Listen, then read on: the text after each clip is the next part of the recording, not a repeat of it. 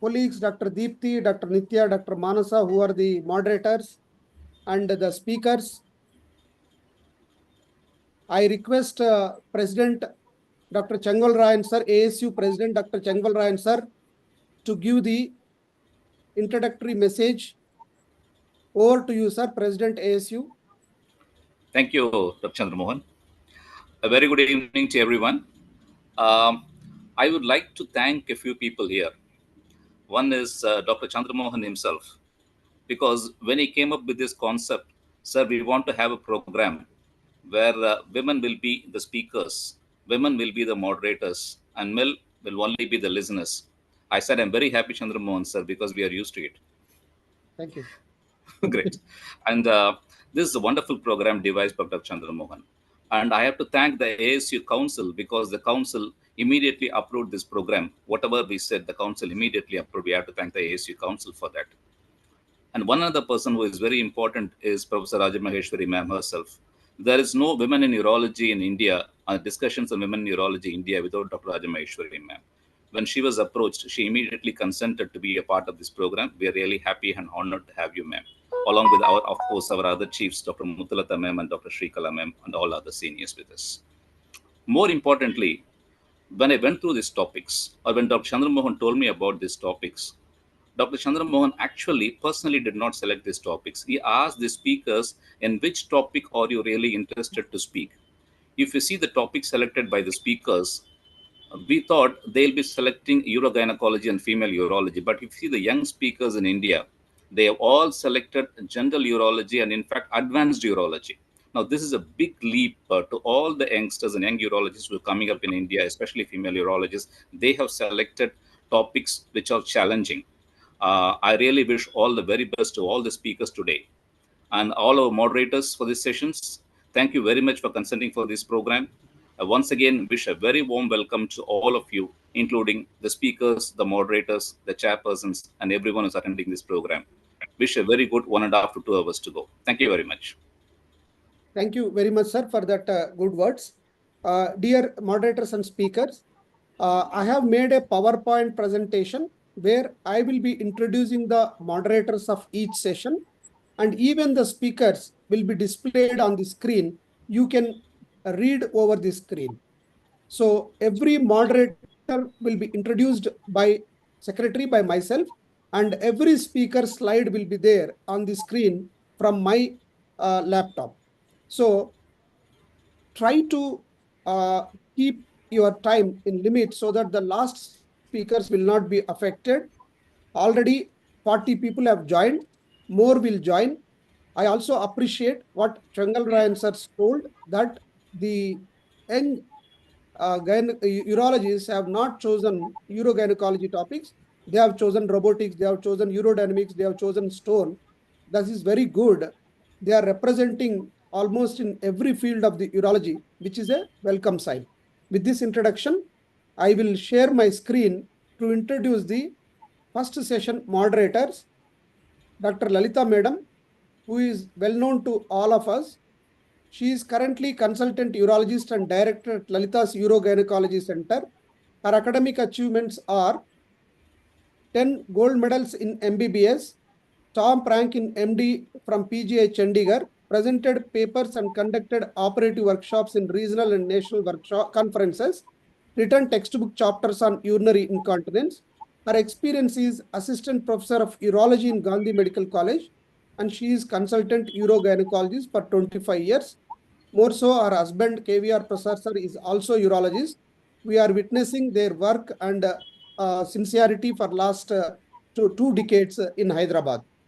Our second moderator is Dr. Nitya, who is MBBS, MS, DNB and MCH, Urology and Andrology, consultant urologist, KIMS Health, Trivandrum. Her qualification is MCH Urology, Government Medical College, Trivandrum, area of interest, endourology, urogynecology, laparoscopy and renal transplant. With this, I will hand over the program to Dr. Lalita Madam and Nitya. Please, Madam, over to you. This is the introduction of our famous Rajarajeshwari Madam. Over to you, Lalita Madam and Nitya. Hello everyone, I'm Nitya. Madam Lalita, sir, we have to introduce the speakers. One of you introduce, madam, please. Okay. Lalita, madam, your Yes. introduce. Yeah, it's my privilege to introduce Professor Rajameshwari madam. And though she doesn't need any introduction on this platform, she is the one who established urogynecology in the country, I would say. So she is currently head of the Department of Urogynecology at Chennai Urology and Robotic Institute. President who actually founding president for Urogynecology and Reconstructive Pelvic Surgery Society of India, affiliated to IUGA, International Urogynecology Association. She is member editorial board of TOG, the Obstetrics and Gynecology CPD Journal of RCOG, member National Board of Examination, chair Women of Urology, a division of Urology Society of India, chair Educational Committee of International Urogynecology Association, and she, as I said, she is the one who established the specialty of urogynecology in India, and with more than 75 publications to her credit, and she is a recipient of Baden Lecturer Award in the year 2006 from Scott and White Hospital and Clinic, Temple, Texas, USA, and Ulf Armstead Speaker, IUGA 2008. And there is, the list goes on.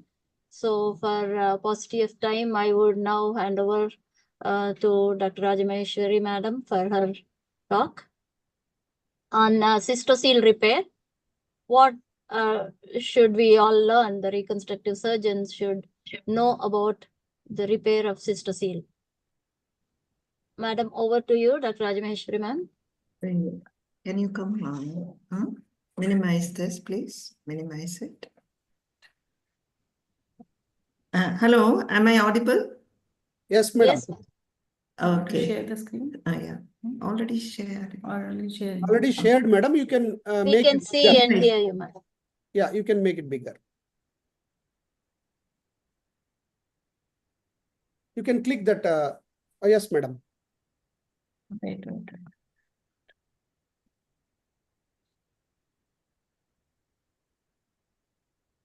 My laptop battery is down. That's why I have borrowed Dr. Nela's laptop.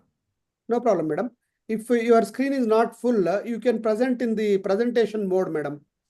Yeah, PPT. Wait. In the PowerPoint, reduce the screen size, madam. Yeah, we are trying to do it, but I don't. Raise your both hands. Both hands. So meanwhile, I would like to tell the organizers and the participants. Everybody was saying that female urology, it's good that the youngsters have gone to general urology or something like that. Yes, generally, see, women can do anything. Like that goes to prove that they are equally good in everything. That is the reason why they have chosen it. So I'm going to talk about a very simple problem. And nowadays, I realize I keep getting requests from urologists that their training in pelvic floor surgery is not up to their satisfaction. That is the reason why I chose this topic, a very common problem, a very simple problem, but it has a lot of problematic issues to be considered.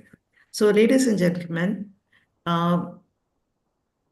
why do cystocele repairs fail? I hope you hear me. Can you? Yes, madam. Clear, very clear. Okay. So, why do cystocele repairs fail? George White, in the 18th century, he said, failure to restore normal support of bladder and irrational excision of the redundant anterior vaginal wall. These are the main two things that result in failure. Because the topic is restricted to 10 minutes, I'm not going to give you more details. So how can we optimize our success?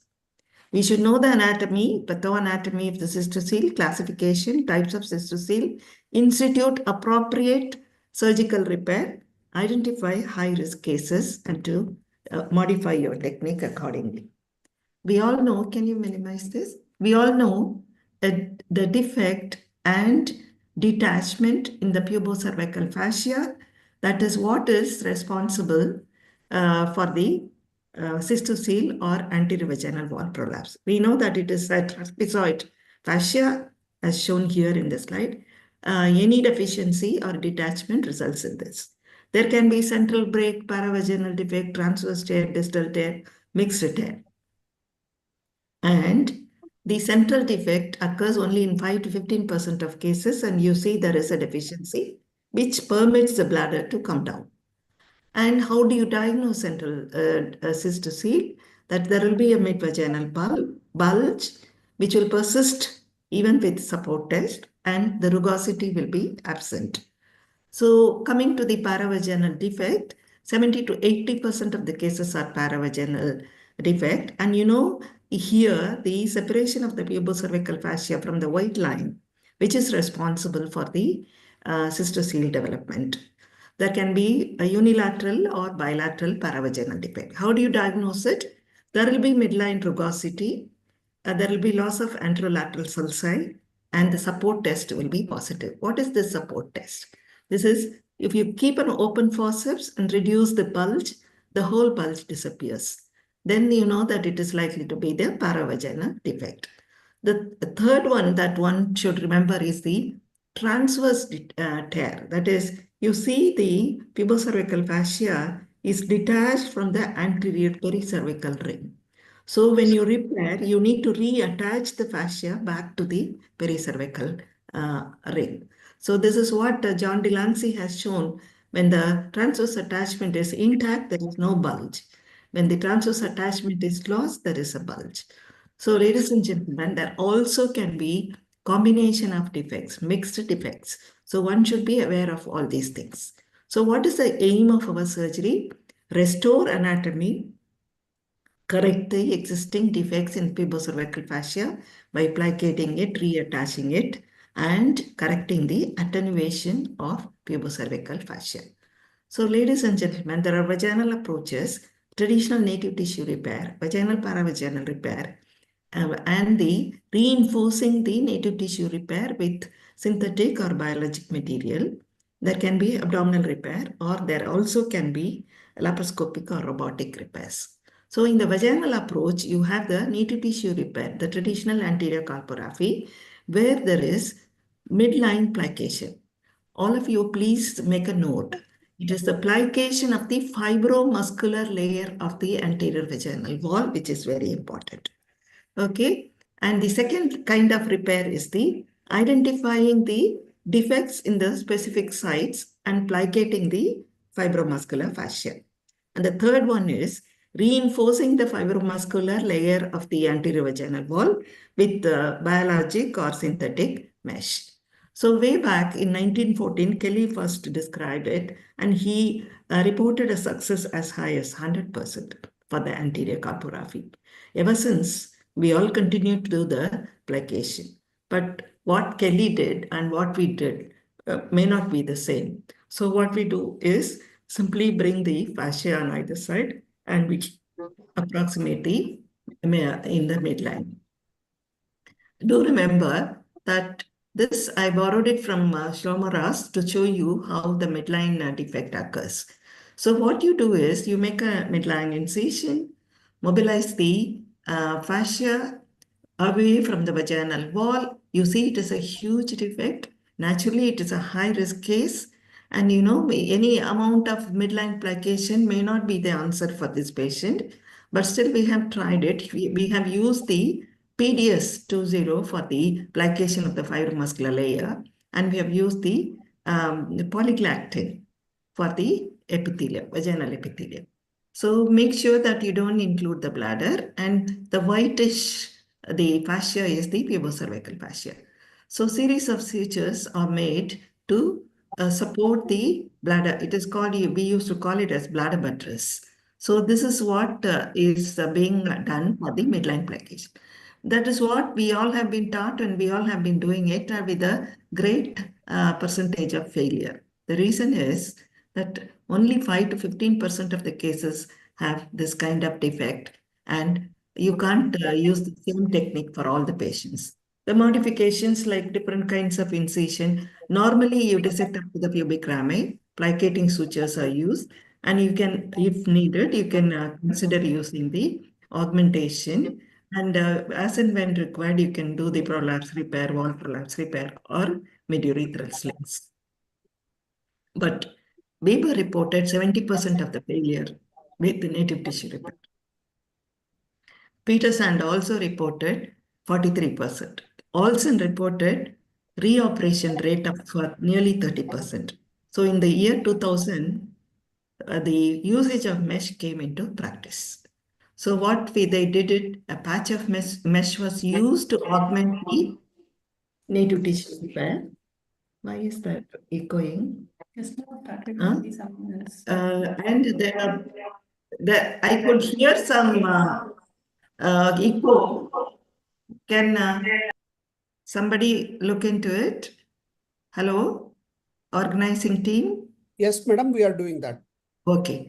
Then people also started using the pre-designed mesh kits. Okay, but the mesh did offer a high success rate, but there are mesh-related complications up to 11.5% and need for reoperation for the mesh-related complications. So in 2011, FDA issued a warning, and most of the mesh kits were withdrawn from the market. Again, people started using the lightweight mesh and biological graft. But the current justification for usage of mesh is only if it is a recurrent anterior prolapse, and there is consistent level 1 evidence and grade A recommendation, provided the patient accepts the possible complications with the usage of mesh. The second important thing I would like to point out is the restoring the transverse attachment. You see, here it is not enough that you simply do the midline plication. You need to reattach the fascia back to the cervix, or if the patient has hysterectomy, the newly created wall, you have to see after making the incision, mobilize the pubocervical fascia. Then what you do is you use the PDS 20, take a bite on the pubocervical fascia. Then you have to fix it to the the newly created vault. You see the uterosacral ligament and the posterior vaginal wall with the rectovaginal fascia. You make a purse string-like suture, go to the contralateral side, take a bite on the other side of the uterosacral ligament, then continue the purse string on the pubocervical fascia in the other side. And once this is completed, you just tie it. So this is a very strong restoration of transverse attachment, which is the important step in preventing or minimizing the recurrence. So this is if you want, you can even attach it to the vaginal wall.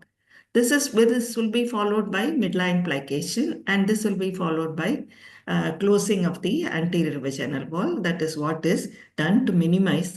Currently, we are doing this step. And then regarding the bilateral paravaginal defect, see, people were using the 3-point closure at the level of the upwards tendinous fascia pelvis.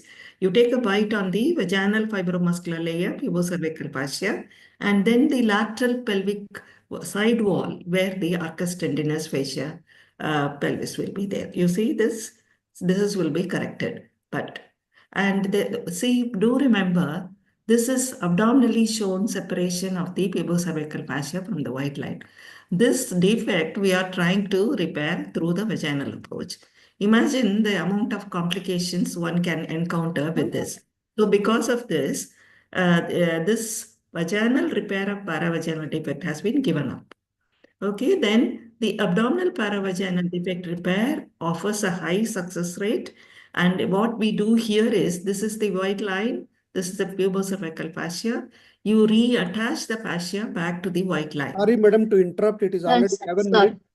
minutes. Please kindly conclude, madam. I can stop even now, Dr. Chandramohan. Yeah, madam, please. 11 minutes, madam. It is already, please. Okay, stop Thank right. Let me stop. Madam, please, the moderators ensure that Last speakers also have to speak. It will cross 9 o'clock. It will be difficult to manage. So everybody stick on to 8 minutes. Kindly don't think otherwise. Moderators have to ensure this. Thank you very much. Thank you for the excellent talk and the videos, madam. Let's go on to the next speaker. We'll go to the. We will start the case. We will stop it.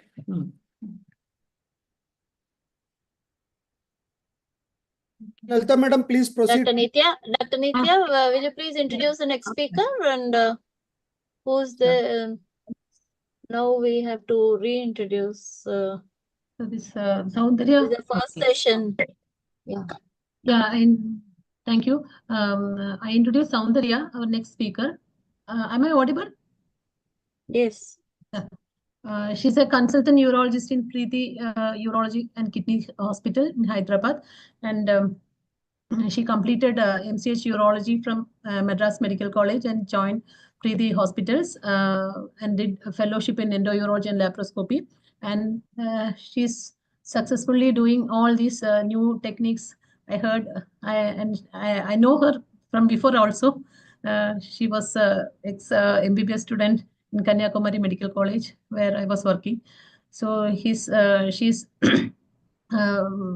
she has a lot of papers and presentations to her credits and publications. So now she will be presenting on ultrasound guided supine PCNL, ultrasound guided supine PCNL. Right, Soundarya? Yes, ma'am. Thank you for the kind introduction, ma'am. Okay. You can start. Anyway, At the outset, I would like to thank the ASU Council, especially the President, Dr. Chengalrayan sir, and the ASU Secretary and my mentor, Dr. Chandramohan sir, for the opportunity. Achieving percutaneous access is the crucial step of any PCNL, which is usually done under fluoro guidance worldwide. It causes cumulative radiation exposure. Therefore, here comes the ultrasound guide as a safe and efficient alternative. Why do we need ultrasound guided access is that it offers simultaneous 3D visualization in real time by reducing the blindness of puncture. It also avoids injury to the adjacent viscera and the intrarenal vasculature. While puncturing, one need not break the head, whether it is 0 degree, 30 degree, which direction, how much deep. So you have in real time visualization of the ultrasound. The blindness of puncture is reduced because in cases where the calyx is impacted, the infundibulum impacted stone, where we don't have the contrast to delineate the particular calyx, ultrasound comes in handy. It also shortens the tract by making a more straight tract with ultrasound guidance. It avoids injury to the viscera. Here, in a case of retrorenal colon, we are using as a hybrid technique to puncture. Ultrasound guide is taken. The viscera, that is the bowel, is seen as multiple hyperechoic areas with dirty white post-acoustic shadowing. We are avoiding the puncture coming through the line of the bowel, and this is how the ultrasound is useful. It also avoids intrarenal vascular injury, where by just switching on the color Doppler, you can ensure the trajectory does not fall in the line of any major vessel. So before starting, you should know your settings, your machine, the probe type, and the transducer orientation, whether it is left or right, cranial or caudal, one should orient. After the orientation, one should have idea of the parameters like frequency, depth, gain, and focus to achieve an optimal settings. Higher frequency is used for pediatric because of the lesser penetration, and lower frequency is used for the adults. Depth is adjusted to at least 2/3 of the screen to be filled by the organ of interest. The gain or the brightness to be adjusted. And the time gain compensation allows for adjusting the gain or the brightness at each level, the deepest part being the maximum brightness. And also in day-to-day practice, one should orient with the ultrasound of the kidney and the surrounding structures like liver, spleen, how it looks like in the ultrasound. And here in this video, you can see the diaphragm or the pleura as a wide structure which can move up and down with respiration. So to begin with, it is not only the BK, but any conventional ultrasound probe can have the needle guide attachment, and that is all is needed. We usually use the echo tip needle by Cook, that is 18 gauge 20 centimeter. It is usually the entire needle may not be seen, but at least the tissue indentation can be seen. And in supine PCNL, we have certain difficulties because the area of entry is very limited between the 12th rib and the iliac crest. So a firm grip of the probe is needed. The probe should be aligned with the longitudinal axis of the kidney, and the calyx and the pelvis should be aligned in trajectory of the needle. And this kind of a fatty female, where a lot of folds come in between in the flank, the skin has to be stretched and held by the assistant well. And while breathing, the respiratory movements or the rib shadow can hinder the line of puncture, and that should be tactfully managed. Help from the anesthesiologist should be sought for apnea. So when do you need ultrasound guided access is that when fluoroscopy is not feasible or is contraindicated, or you have significant benefits, like in a case of retrorenal colon, ectopic kidney, or pregnancy where fluoro is contraindicated, or you don't have the contrast because of low ureteric injury.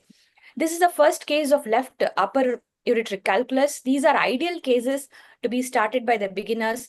We have no contrast from the fluoro, and the calyx are well visualized with the ultrasound. All the calyces are dilated well, and the probe is moved up or down. You can see the viscera or the bowel. And now, after ensuring that there is no viscera or solid organ between the line of puncture, now the middle calyx is being targeted, and the clear urine is obtained, and the calyx is opacified. The second, here the upper calyx infundibulum is blocked by the stone, and the calyx is not seen. So it is more useful in the upper calyx because we have the fear of liver, spleen, pleura always in mind when we are puncturing the upper calyx. And ultrasound allows for a precise puncture into the calyx by avoiding infundibular injury, vascular injury, etc. Now we can see the probe is held with the right hand. Needle is thrusted forward with the left hand because it's the left side of the patient. You can see the needle coming in, and the clear urine is aspirated, and contrast is injected into that particular calyx, and the case is proceeded. This is a case of urinoma where an impacted upper ureteric stone caused the urinoma rupture, and there is a calyceal diverticulum in the upper pole with a lot of secondary stones inside the diverticulum. So we have punctured this particular diverticulum so that we can access these stones on a later date through the same tract. So you can see the needle coming in into the upper calyx, that is at the diverticulum part of the calyx. A Malikots is placed, and also a stent is placed. This is a case of iatrogenic ureteric injury where this patient was attempted URSL by outside surgeon, and he had a urinoma formation, and he came to us with fever and chills. When we did ureteroscopy, the lower ureter was damaged. Even the smallest scope was not negotiable, and guide wire also could not be passed. So there is no way we can get a retrograde access. So we had taken help of the ultrasound. This is the collection over the psoas which can be seen, and the kidney is focused. Lower calyx is targeted. Now the lower calyx trajectory is aligned. You can see the needle dipping the skin, the parenchyma, and now it is entering the calyx. So clear urine is coming, and contrast was injected, and a Malikots was placed. And also through the same ultrasound, we had also put another drain into the urinoma cavity. Another Malikots was placed. This is the collection over the psoas. Needle has come. It is aspirated, and under fluoro guidance, it was further dilated, and a Malikots was placed. This patient had complete recovery in the post-op period, complete resolution, and he underwent a Boari flap reconstruction on a later date. This is the last case of a bilateral upper ureteric stricture in a 28-year male. He underwent bilateral URSL elsewhere. He came to us, and we did CT that showed lower calyx small stones were there. Upper ureter stricture was there. So the calyces were not opacified by contrast. Ultrasound help is taken. So you can see the needle dipping the parenchyma, and now it has entered the calyx. Clear urine was drained. Through that, guide wire was passed, and we had actually dilated the tract so that the stones also could be removed in this setting. So this is the segment of stricture in the upper ureter. On the same day, we had done the left side also, complete cutoff of the upper ureter.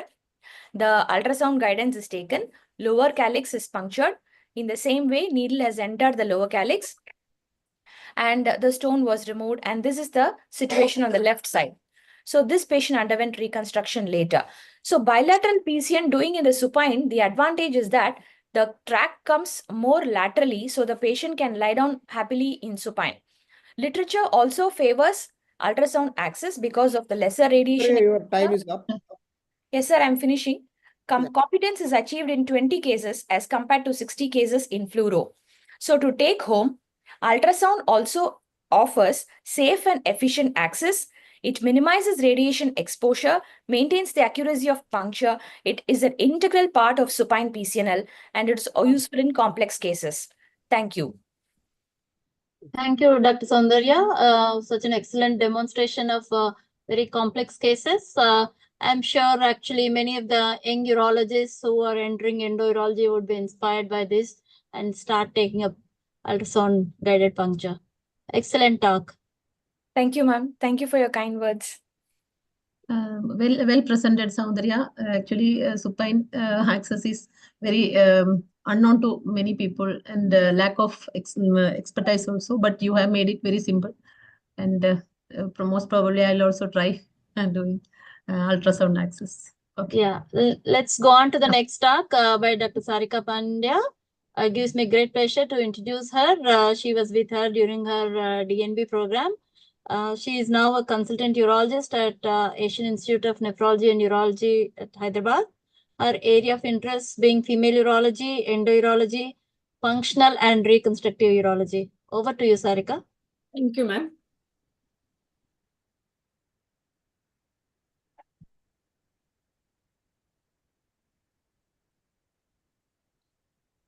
I am allowing.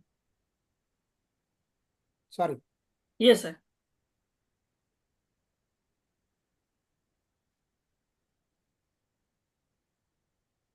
Yeah. Very good evening, everyone. I'm Dr. Sarika Pandya, consultant urologist at Asian Institute of Nephrology and Urology. I would like to thank ASU for giving me this opportunity. Today, I'm going to talk about the urodynamics and how to interpret. I would like to be, I will be very happy if I'll get any enlights from the seniors. I'm just giving this talk with my little knowledge. Please help me if I'm doing any interpretation in wrong. Yeah, so this is my first case, like a 47 years old male patient with complaint of voiding LUTs, and he had a catheterization history before 3 days by some peripheral doctors. There is no history of any diabetes, mellitus, and hypertension. He came for the urodynamic study. So when we get the urodynamic graph, what we would like to see? First of all, we should know that it is a standardized or not. How to tell that this graph is standardized or not? The first of all, when the start of the graph, the P abdomen, P vesicle should not be at the 0 in the starting. Why? Because many of the times the urodynamic is done in sitting position and it should be above the 0 line, because it should be zeroed at the atmosphere, not with the patient. So in sitting position, resting pressure should be more than 15 centimeter of water. So we can say that this graph is well standardized and calibrated.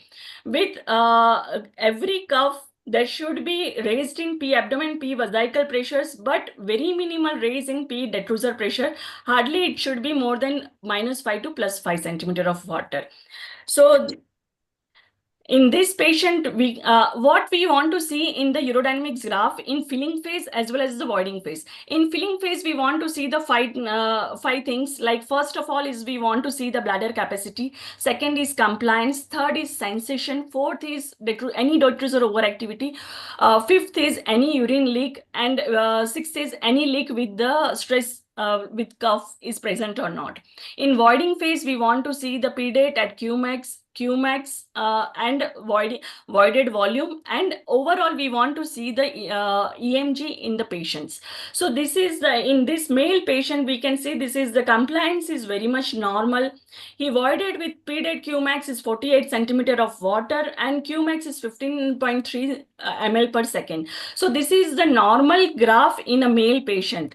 In male patient, we want to see the bladder contractility index that we can count with the pDAT Qmax plus 5 Qmax. That way we can say that it's a underactive detrusor or it's a normal detrusor, it's a strong detrusor. If the BCI is less than 100, it's underactive. It's 100 to 150, it's a normal, and more than 150, it's a strong detrusor.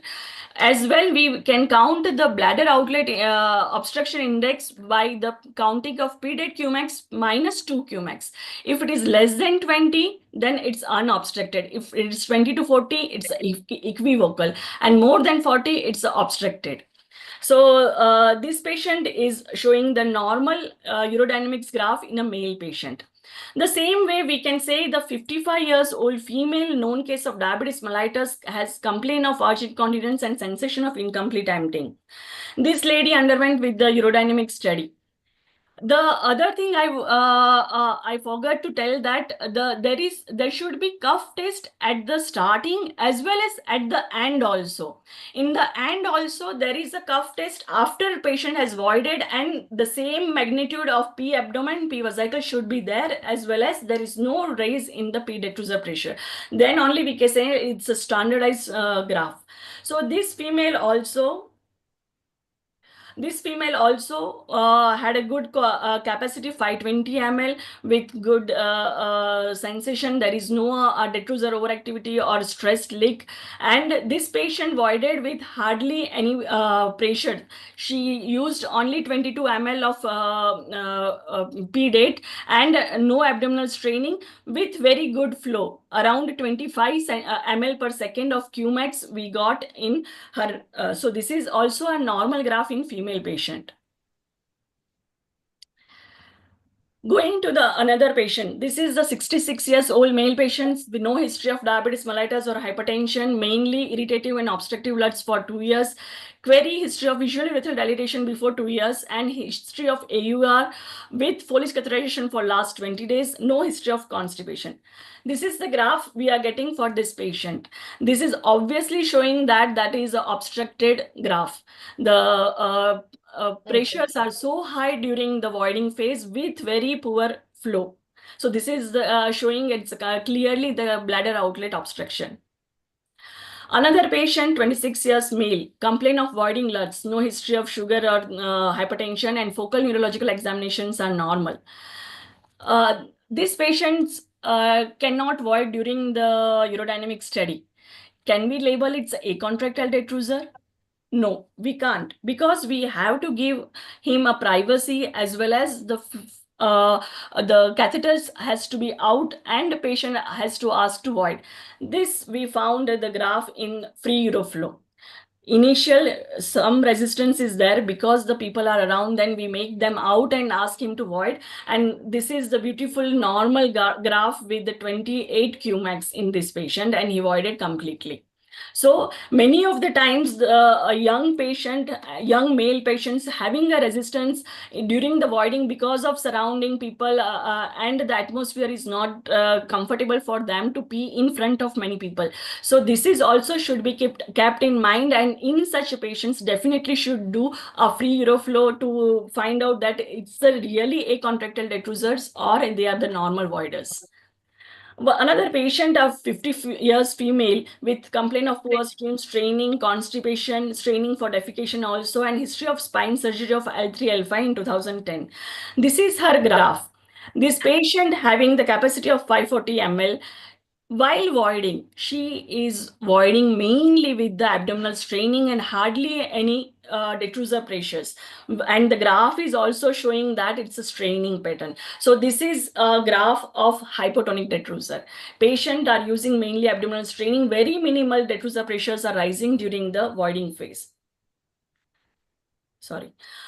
This is one more patient of 56 years old female, complaint of mixed urinary incontinence, mainly stress urinary incontinence. She is a known case of diabetes mellitus and hypertension. When she was taken for the urodynamic study, she has a urine leak with every cuff. And that time abdominal leak point pressure is 100 centimeter of water. her capacity is 580 ml, and she used very minimal detrusor pressures while voiding with good flow. So she has a main complaint of mixed urinary incontinence, but the capacity is good. There is no detrusor overactivity. Many of the times we will not get the detrusor overactivity in patients with urge and urge incontinence. But if this is the graph, she can definitely improve with the stress urinary incontinence surgery. There is one more female of 14 years complaint of febrile UTI on Foley's catheter. She is a known case of meningomyelocele and operated at the age of 2 years on regular CIC. She has also a history of constipation. This is her graph. This is showing that she had a multiple detrusor overactivity. Her compliance is also poor, and as well as with the detrusor overactivity, she is leaking. Almost time, 8 minutes. Yeah. One more last patient, I would say. 26 years female, recently married before 5 months, history of UTI for 3 months. And she had a history of post-op status of meningomyelocele at the age of 3 months. No bowel dysfunction, no motor deficit. Recent MRI shows the lipomeningocele with tethered cord. This is her graph showing that poor compliance with DLPP of 60 centimeter of water. This is one more patient. Just I would to say that in this patient, there is a phasic detrusor overactivity, only a single detrusor overactivity, and her compliance is going poor with after the 140 ml of voiding, of filling. And this is a poor compliance. She voided with a very poor detrusor contractility during the voiding phase. Thank you, Dr. Sarika, for wide range of cases you presented. Thank you, ma'am. So your interpretation is excellent, no doubt about it. And yeah, if a patient, young patient, whether male or female, if they're unable to void during the urodynamic study, we can't take it as atonic detrusor. It could be because of the surroundings and they feeling, uncomfortable. So we should give them privacy or remove the tubes and ask them to void free uroflowmetry. Should be actually, ideally it should be done even before we put in the tubes. Pre-study also, before the urodynamic study also, free uroflowmetry whenever possible. Yes, ma'am. And the patient can't void. Yeah, let's now move on to the next speaker. Thank you. Yeah. May Dr. Nitya, would you introduce Dr. Madhuri? Yes, sir. Dr. Madhuri, Sadhanala Madhuri Evangeline. She's an associate professor in CMC Vellore, and she has her areas of interest are uro-oncology, female urology, clinical research, almost everything. And she has a lot of publications, and she's an Young Urologist Fellowship Program awardee, and she's going to present one topic, 1 second. Evangeline? Eras for major. Eras, okay, sir. Yeah, hi, good evening, everybody. Thank you so much for this time. I really want to start off by thanking Dr. Chandra and the ASU organizers for giving us this time to showcase our work. So this particular topic, enhanced recovery protocols after surgery, is really close to my heart because I remember being a general surgery resident, rotating through colorectal surgery, and my mentor at that time, Dr. Benjamin. I'm talking 2011 to 2014. And we were discharging patients on the third day after anterior dissections. We were feeding patients normal diet the same day, and I was very shocked, and very soon it became part of our lives. And I rotated through urology shortly after that, and radical cystectomies were staying in the ward for a couple of weeks, many of them on TPNs and staying on for very long periods, and generally having complications.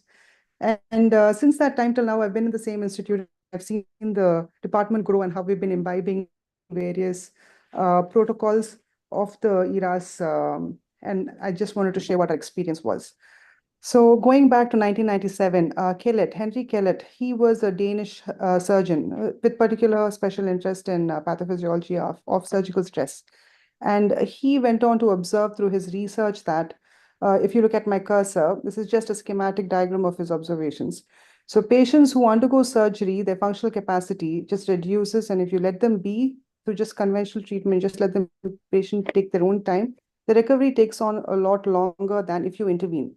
Intervention in the form of adequate pain relief, early ambulation, and early enteral nutrition. And the most important thing, which I think is a pillar of any successful ERAS protocol, which is counseling. If you do these things, he observed that patients bounced back a lot quicker. And in that manner, what happens is you save a lot of time for both the healthcare provider and the patient. That much amount of time you save for the patient in both direct and indirect costs. And of course, this was very popular in Western places because it was not only saving time and money, it was also helping out insurance companies.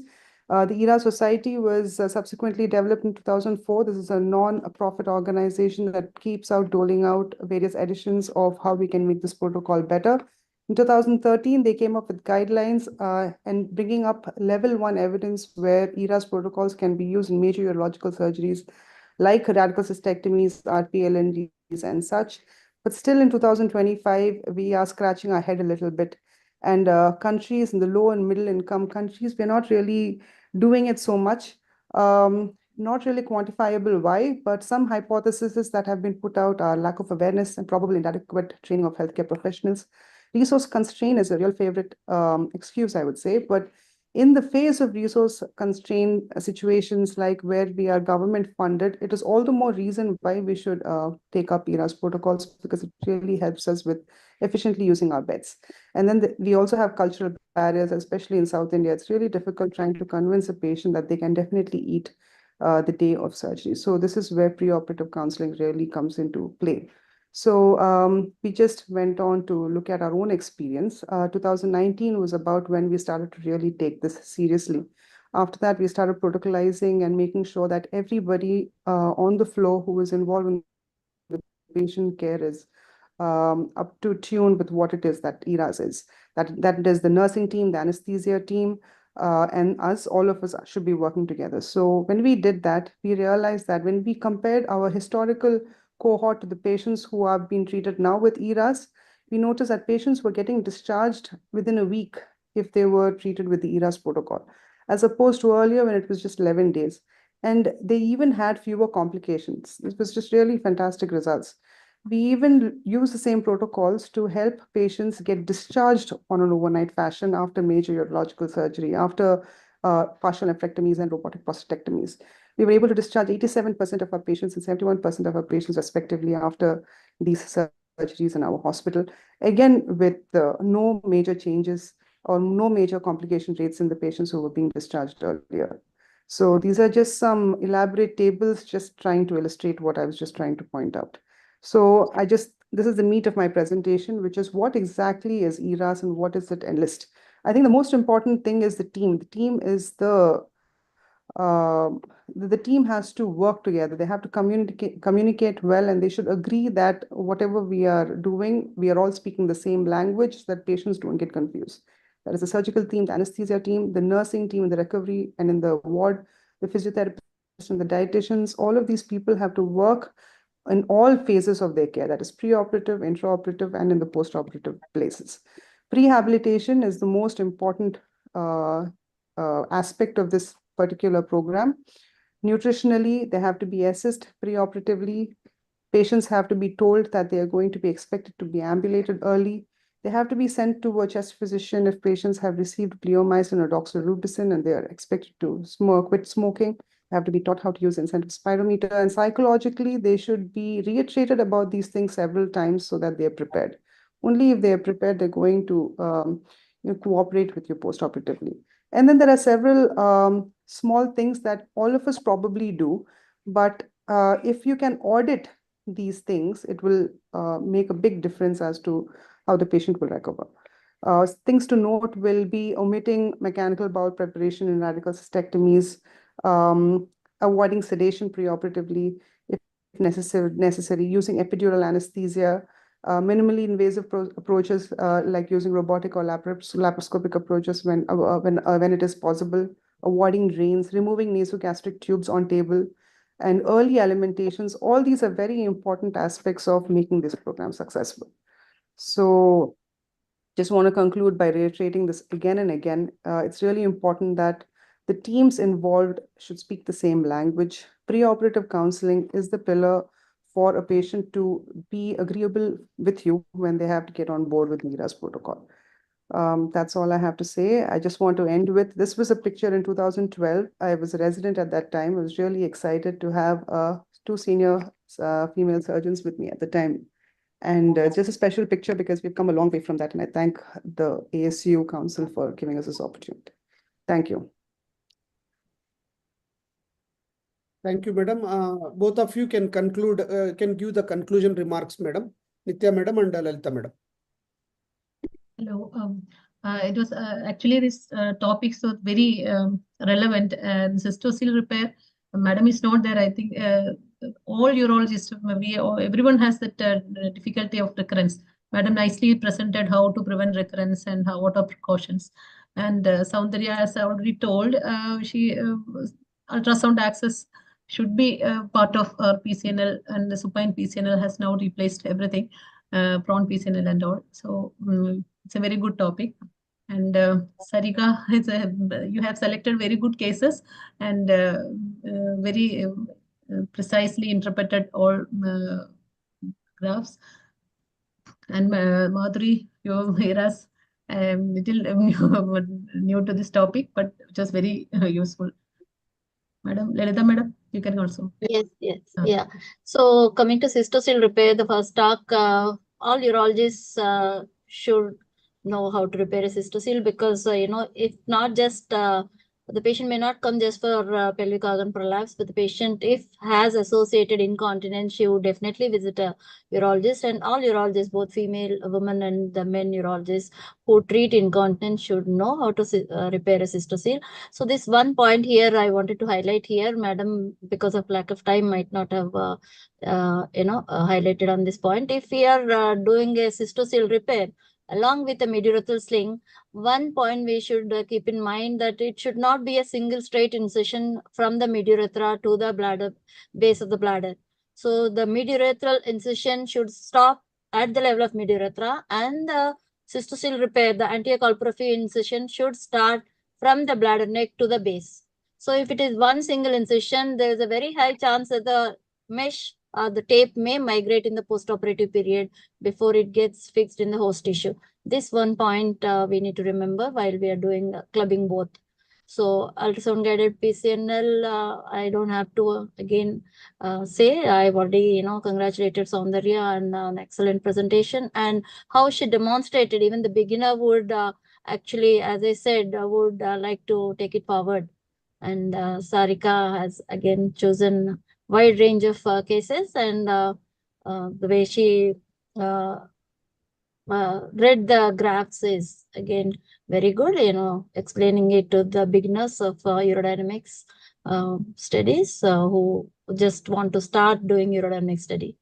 And ERAS is, of course, is very important for all urological surgeries, especially for major urological surgeries, not only for the patient's point of view, but as she said, it would benefit even the insurance companies and the hospital administration. If the patient recovers early, definitely, the expenditure for the hospital would come down, and definitely what at the end of it, what we want, everyone, the team involved would want the patient to recover fast. And with this, we conclude the first session and we go on to the second session. I think I would hand it over to Dr. Chandramohan to introduce the next set of moderators. Thank you, Dr. Lalita madam and Dr. Nitya for excellent moderation. And I also thank speakers, Dr. Rajmeshwari madam, Dr. G. Soundarya, Dr. Sarika Pandya, and Dr. Madhuri. They presented very well. Now we will move on to the second session, which will be moderated by Dr. Srikala Prasad madam and Dr. Deepthi Sureka madam. Dr. Srikala Prasad madam is Professor and HOD of Urology, Government Kilpauk Medical College, Vice President, South Zone SOVSI, authorized chapters in textbook Urogynecology Simplified, JIP Brothers, contributed chapters in FOGSI Focus, authored chapters in Medical Legal in Obstetrics and Gynecology. Coming to the Dr. Deepthi Sureka madam, consultant urologist at Asian Institute of Nephrology and Urology, Banjara Hills, Hyderabad. Dr. Deepthi has completed her MCH from Bharati Vidyapith, Pune in year 2021. Her interests are reconstructive urology, female and functional urology, and endourology. So I request both the moderators to move to the second session, where Dr. Anu Ramesh, Dr. Karthi, and Dr. Jenny Matthew will be speaking. Rajendra, can you? Good evening and a warm welcome to all. I have a great pleasure in introducing our dear colleague from Tamil Nadu, Dr. Anu Ramesh, who is MS, DNB General Surgery, MCH, and DRNB Urology. She is presently a consultant urologist, renal transplant, and robotic surgeon from the Kaveri Hospital, Alvarpet. And her interests are renal transplant, including robotic renal transplant, minimally invasive surgery, endourology, and uro-oncology. I'm proud that she's involved and done more than 250 renal transplants, including robotic and pediatric renal transplants. And I think they take up cases which many others don't want to take up also. Special interest in allocation, robotic renal transplant, machine perfusion, and AI in renal transplantation. Over to you, Anu. We would love to listen to you. Thank you, ma'am.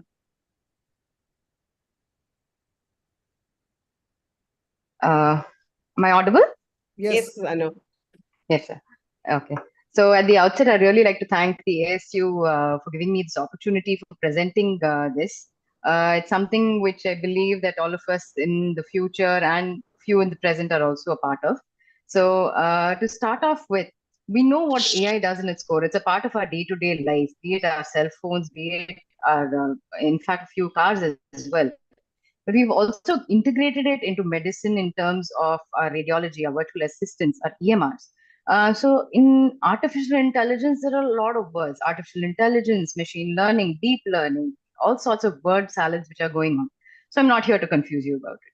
Rather, talk about just the applications of AI within renal transplant. So it's applied within the domains of pre-transplant evaluation, surgical assistance, outcome analysis, and post-transplant care. So coming to allocation and donor recipient matching. So currently the allocation system in case of deceased donor renal transplants, we use KDPI and EPTs, that's kidney donor profile index, and the estimated post-transplant survival as two variables, where we're trying to allocate the lowest KDPI to the lowest EPTs recipients so that they have the best possible graft survival in a recipient and increase the utilization of marginal organs. So several studies and several prediction tools have been developed. Bay et al. Especially started this off where he had a 5-year post transplant survival where the combination of both the KDPI and EPTS scores were done. So this is going to supply and support for individualized decision making in case of kidney offers in clinical practice. Another model which was done, which was in a machine learning model, here it in fact outperformed the previous model, the EPTS, and it has a potential to improve further matching of the organs. One further model where it was a decision tree model, it in fact was calculating the survival benefit between accepting and rejecting a kidney, or in fact staying on dialysis versus having that kidney transplanted. So it's again going to personalize the decision making in renal transplant. And finally, Ali et al. That is, this was a DTOP model. In fact, we even have an LTOP model. DTOP is for deceased donor. Here, it in fact outperformed all the existing models which were there, and concluded that their models could aid better with the decision making in organ allocation, decrease the frequency of graft failures, and patients in fact passing away while still having a graft which is functioning, so that you're having an allocation of these transplanted kidneys to recipients who are likely to live more longer. So currently, it is not completely integrated as an AI integrated AI integrated into an formal allocation system. Whereas the advantage is being underutilized. That is their ability to analyze a large amount of data and to identify best matches and reduce rates of rejection of these kidneys. So primarily, it is not here to replace this. It's more to supplement than replace a human judgment. Pre-transplant biopsies, and especially when we're taking up these marginal organs, there are models which have been developed to quantify the rates of glomerular sclerosis in these biopsies, and in fact have outperformed the pathologists with a 37% lower discard rate. RenFast and RenTag are a couple of those models. Virtual biopsies, in fact, without an actual biopsy. So they're using donor variables and having a predictive scoring which is given, where it will look into the IFTA, the glomerular sclerosis, arterial hyalinosis, and the arteriolosclerosis without the biopsy. So it in fact divides it into a severe, the severity of the lesions into a low or a high risk. And a lower risk lesion does not need a biopsy. So reducing thereby the ischemia time cold ischemia time, and thereby bettering the graft outcomes, and waiting time is eliminated.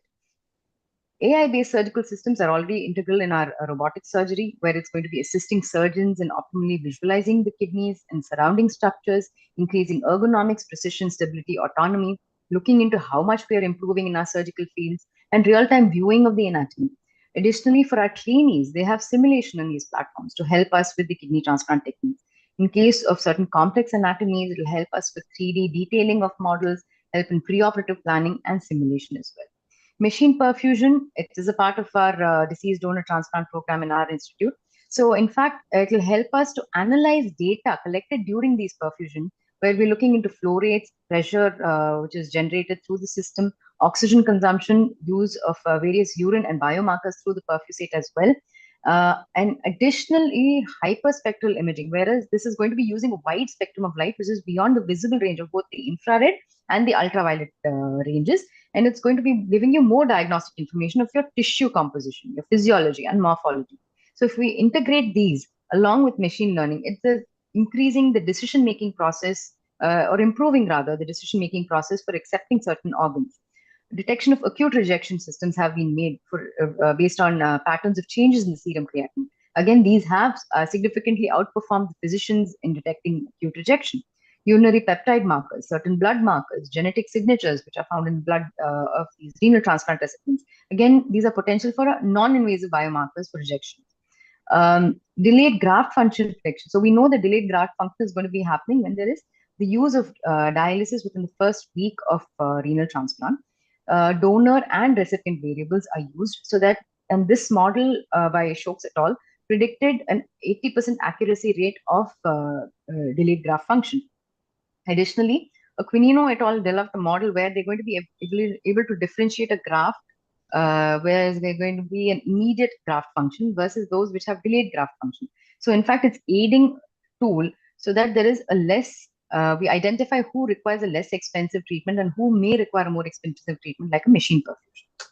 So again, post-transplant complication prediction, certain systems have been able to identify and outperform physicians to identify cytomegalovirus infections which can happen, acute rejection prevention predictions using virtual biopsy and certain inflammatory markers, and tailoring immunosuppressive therapy, especially our tacrolimus concentration, dosing, and bioavailability based on genetic polymorphism. So especially the endogenous CYP3A4 phenotypes. Based on that, we're able to give patients, so we individualize the treatment as well. Long-term predictions, again, Baudrochi and company developed a method to predict the long-term outcomes which are there. So variables starting off right out with hypertension in the recipient, need for a transfusion over time, having acute kidney injury early during the transplant period, right after the time of dialysis before the renal transplant period. So these in fact help. So is AI actually something of the future? No, in fact, it's something right of the present. In India especially, so the Mohan Foundation in fact have come up with an app called Organ Predict where they can be helping us identify using certain parameters which organs can be used and improve the allocation efficiency.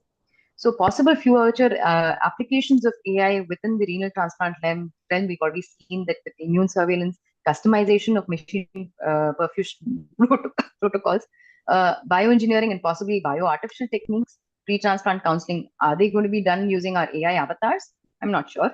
Well, what about AI-driven allocation and transport? Yes, it's already there. Are they going to be replacing us again? Maybe, maybe not. So what are its limitations?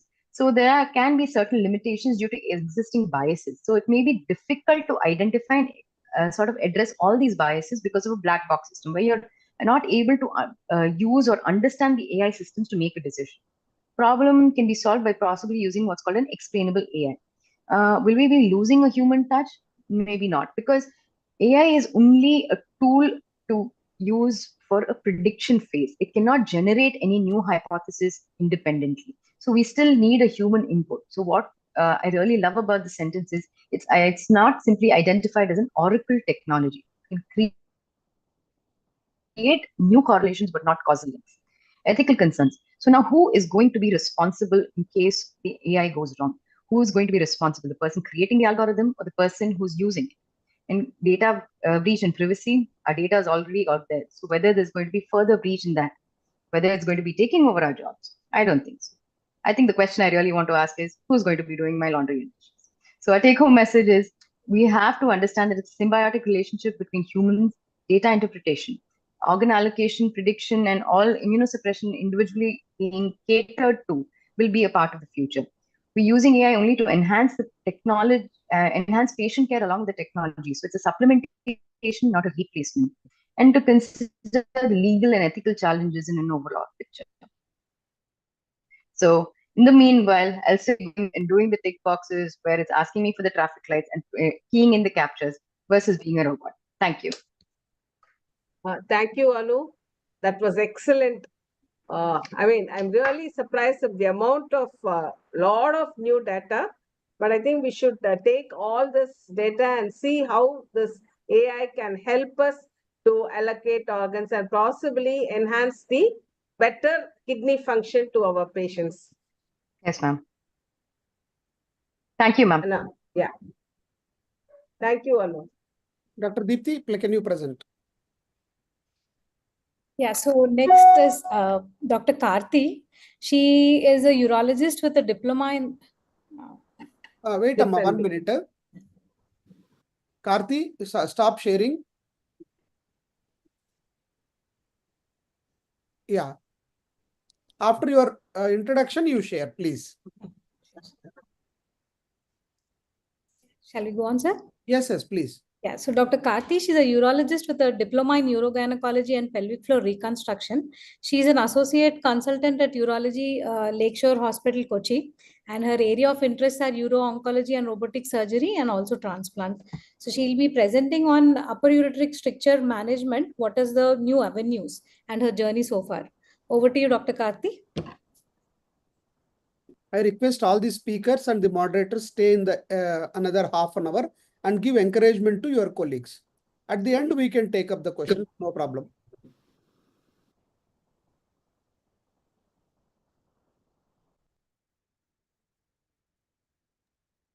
Yes, madam, your voice is not audible.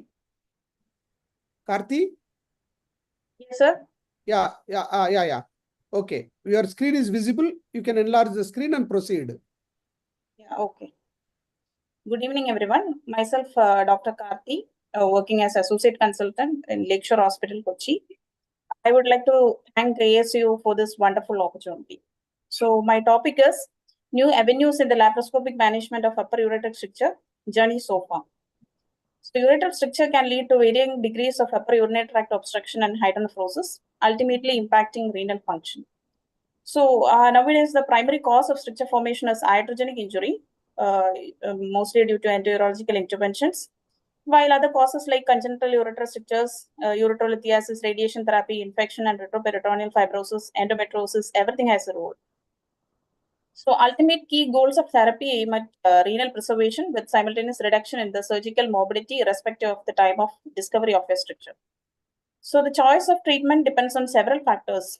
The most important being the location of ureteral stricture, length and severity of the stricture, patient's comorbidities, previous radiotherapy or surgery, and the patient's life expectancy.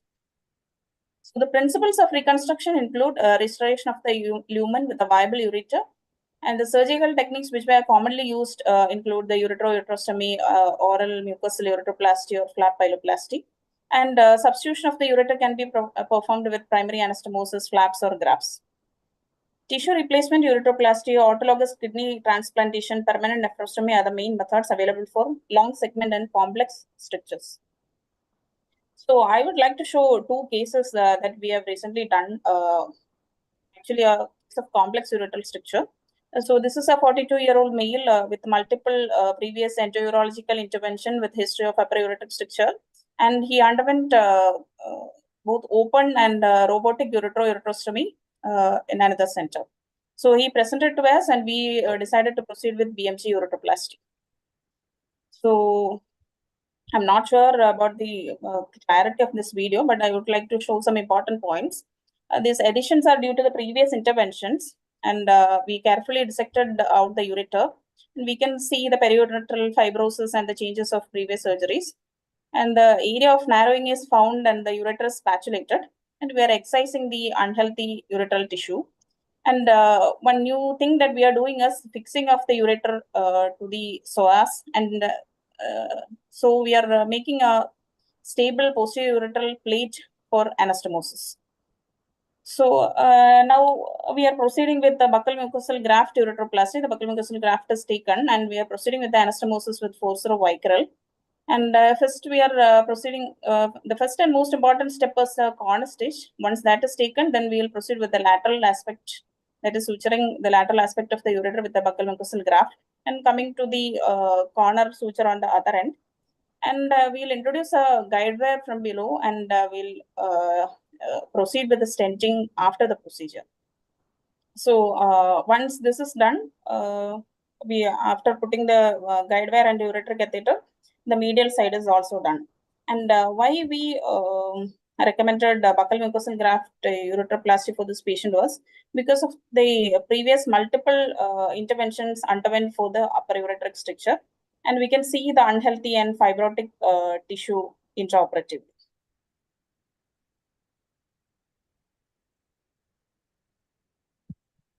So BMJ ureteroplasty is particularly useful when there is a tension-free anastomosis is difficult to achieve by ureterostomy, or patients with recurrent ureteral strictures who previously underwent failed ureterostomy associated with periureteral scarring and poor ureteral vascularization.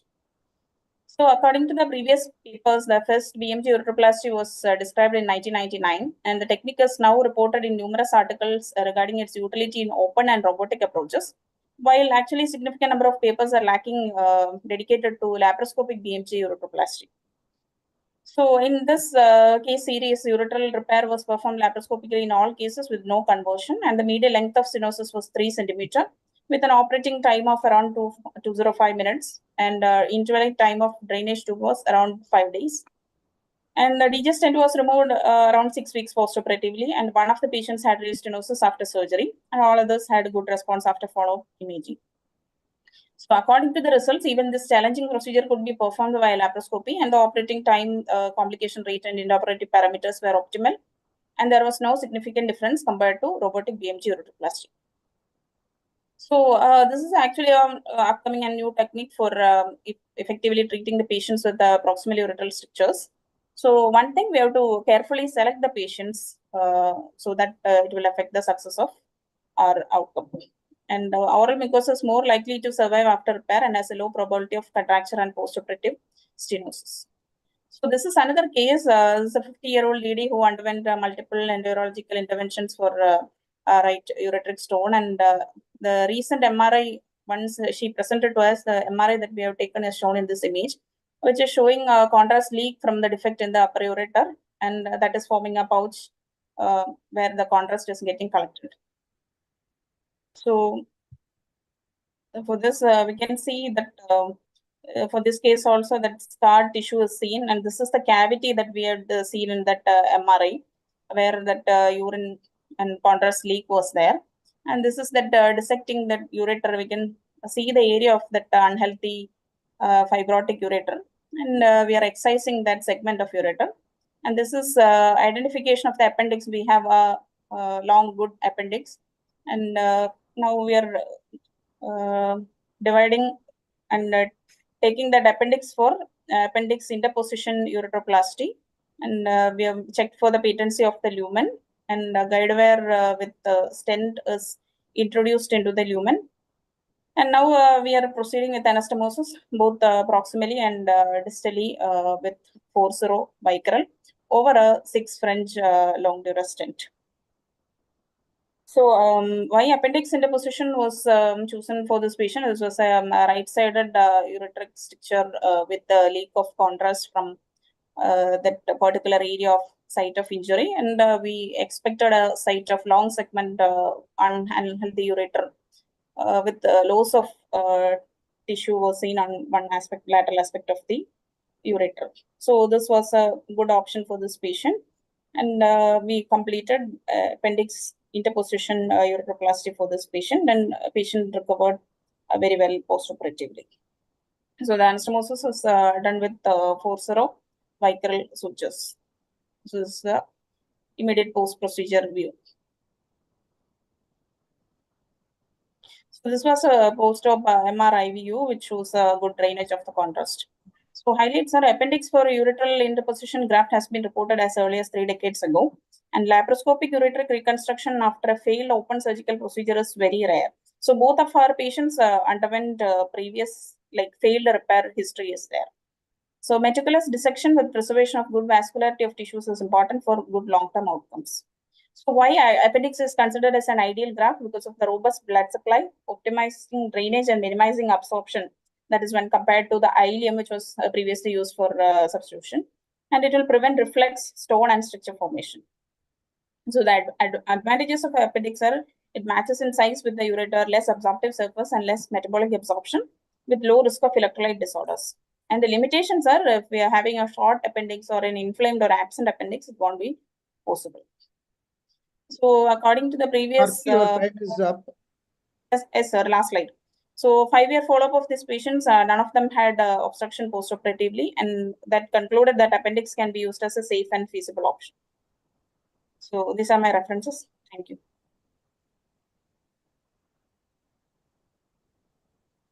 Thank you, Dr. Karthi. It was a very wonderful presentation. So do we move on to the next presentation? Yes, yes. I'm projecting. One question meanwhile from our President-elect USI, Dr. Keshav Murthy sir has questioned one question to Dr. Anu. If she is there, she can quickly answer. If we take AI as selecting of the donor to the recipient, if any good match comes, what about the waiting list? This is the question by Keshav Murthy. I'm sorry, sir. Can you repeat that, sir? Keshav Because Murthy I logged out and I came back in, sir. Keshav Murthy sir has asked a question. If you are using AI for selection of the cadaveric transplant to the recipient, yes, sir. If you find a very good match according to AI, what about the waiting list? Sir, it is again, yes, sir. It is still a part of the waiting list either way. It is going to be allocated. But then again, most of these are going to be the marginal kidneys which we are using. So we'll have to see, we're looking at not only the donor factors, we're also looking to recipient factors. So in both cases, yes, there is a question of the utilitarian versus egalitarian, whether you're going to be doing the right thing or you're going to do the right thing for the right person. Okay. It is still something which is questionable, and it has not yet been completely answered yet. So those are questions which we will still have to take care of. In the future, this is one thing which is definitely going to be raised again and again. Okay, madam. Thank you very much. They do a lot of marginal kidneys which others don't take in cadaverism. Yes, madam. Yes, madam. That may be one part. Now, I think we'll call on Dr. Jenny Matthew for her presentation on low power HOLEP technique. Welcome, Dr. Jenny. Jenny graduated from Lokmanya Tilak Municipal Medical College from Sion, Mumbai. Did her MS again from the same college, MRCS Royal College of England. Did her MCH from the prestigious PGI Chandigarh. She's been working as an associate consultant in the Department of Urology at Aster Medicity, Kochi since 2.5 years and has got an amazing 15 articles in national and international journals. Her areas of interest being endourology and female urology. Over to you, Jenny. Thank you, ma'am. Thank you for the kind words and introduction. I hope my screen is visible. Yes. Screen. Yeah. So, slideshow mode. Yes. Good evening, everyone. So, without further delay, I'll just proceed with my talk. So, I am demonstrating the low power HOLEP technique. No conflict of interest to declare. So, as we are all aware, the benign and just a minute, I'll just minimize this. Double click, madam. Yes.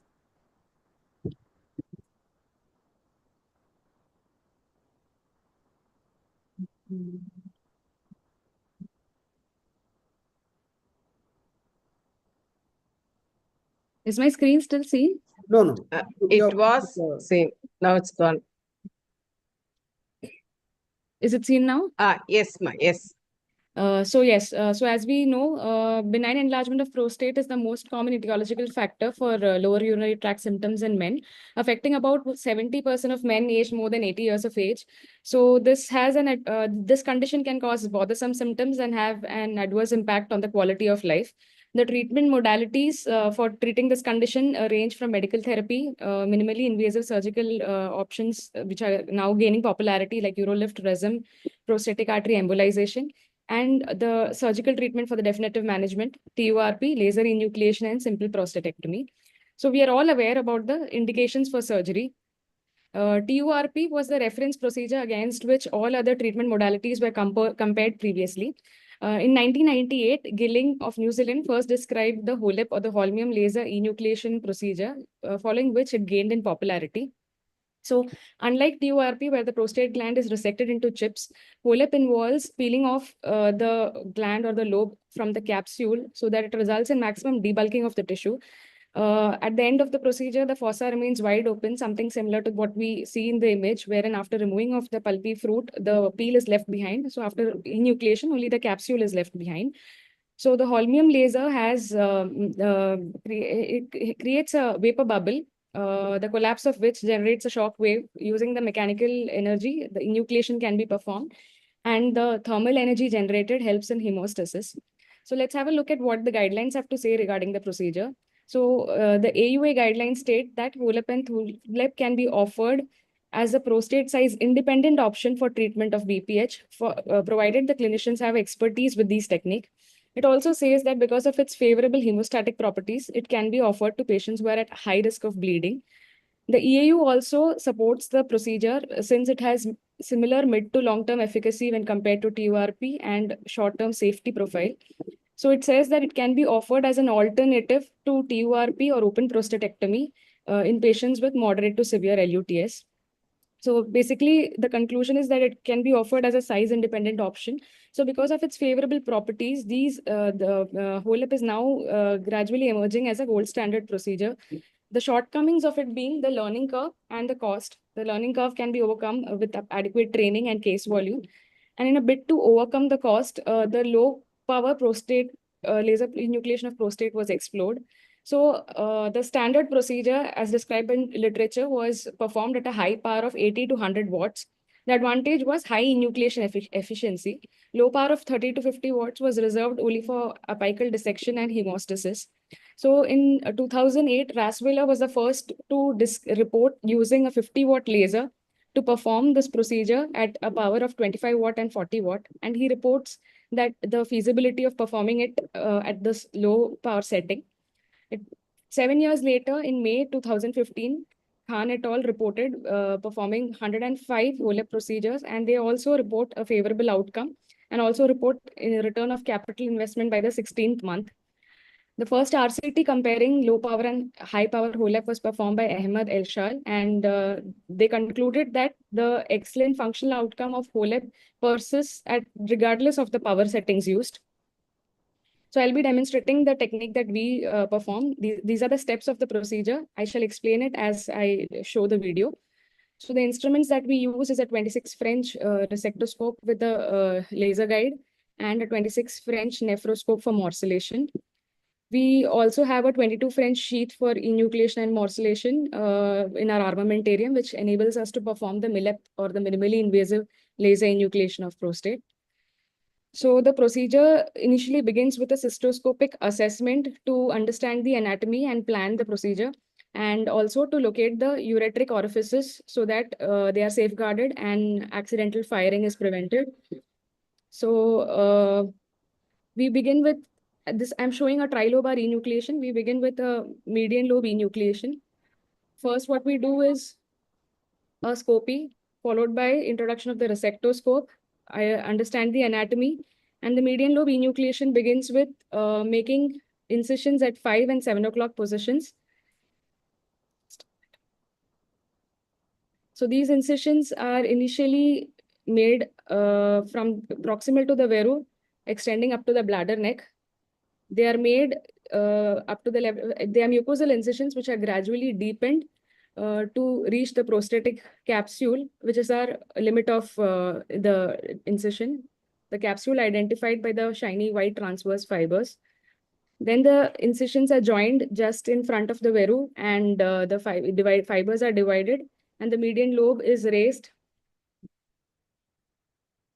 I'm sorry. Don't pause. If you are pausing, you are not able to start. Yeah. Continue. Sorry. Yeah.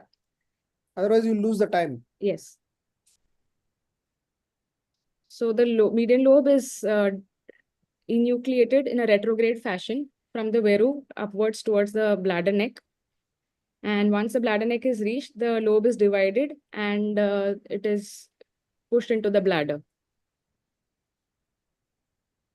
So the key is to reach the correct plane and divide the fibers which are stretched. After median lobe enucleation, we proceed with the lateral lobe. So as a convention, we begin with the left lobe followed by the right lobe. So the left lobe, we initially place a curtain raiser incision, which is a hockey stick shaped incision on the mucosa. This is to prevent stretch on the sphincter. And after the incision has been made, the scope is rotated by 180 degree and we raise the lobe of the capsule. The idea is to reach the correct plane and follow the contour of the gland. So we perform the enucleation from below upwards or in a retrograde manner, peeling the lobe off the capsule. So we make an incision at 12 o'clock to release the gland from the anterior or the rooftop incision. Once this is made, a mucosal strip is made to join the 12 o'clock incision with the curtain raiser incision. So this is the mucosal strip that is from the 12 o'clock to the curtain raiser incision. After this has been done, the enucleation is continued simultaneously from below upwards and in the above downwards manner, so that the gland is completely released of all its attachments from the capsule. Once the lobe is completely released, it can be pushed into the bladder. Care is taken not to force or push with the instrument. It's carefully, laser is used for dividing the stretched out fibers. This is the rooftop enucleation, that is the enucleation from above downwards.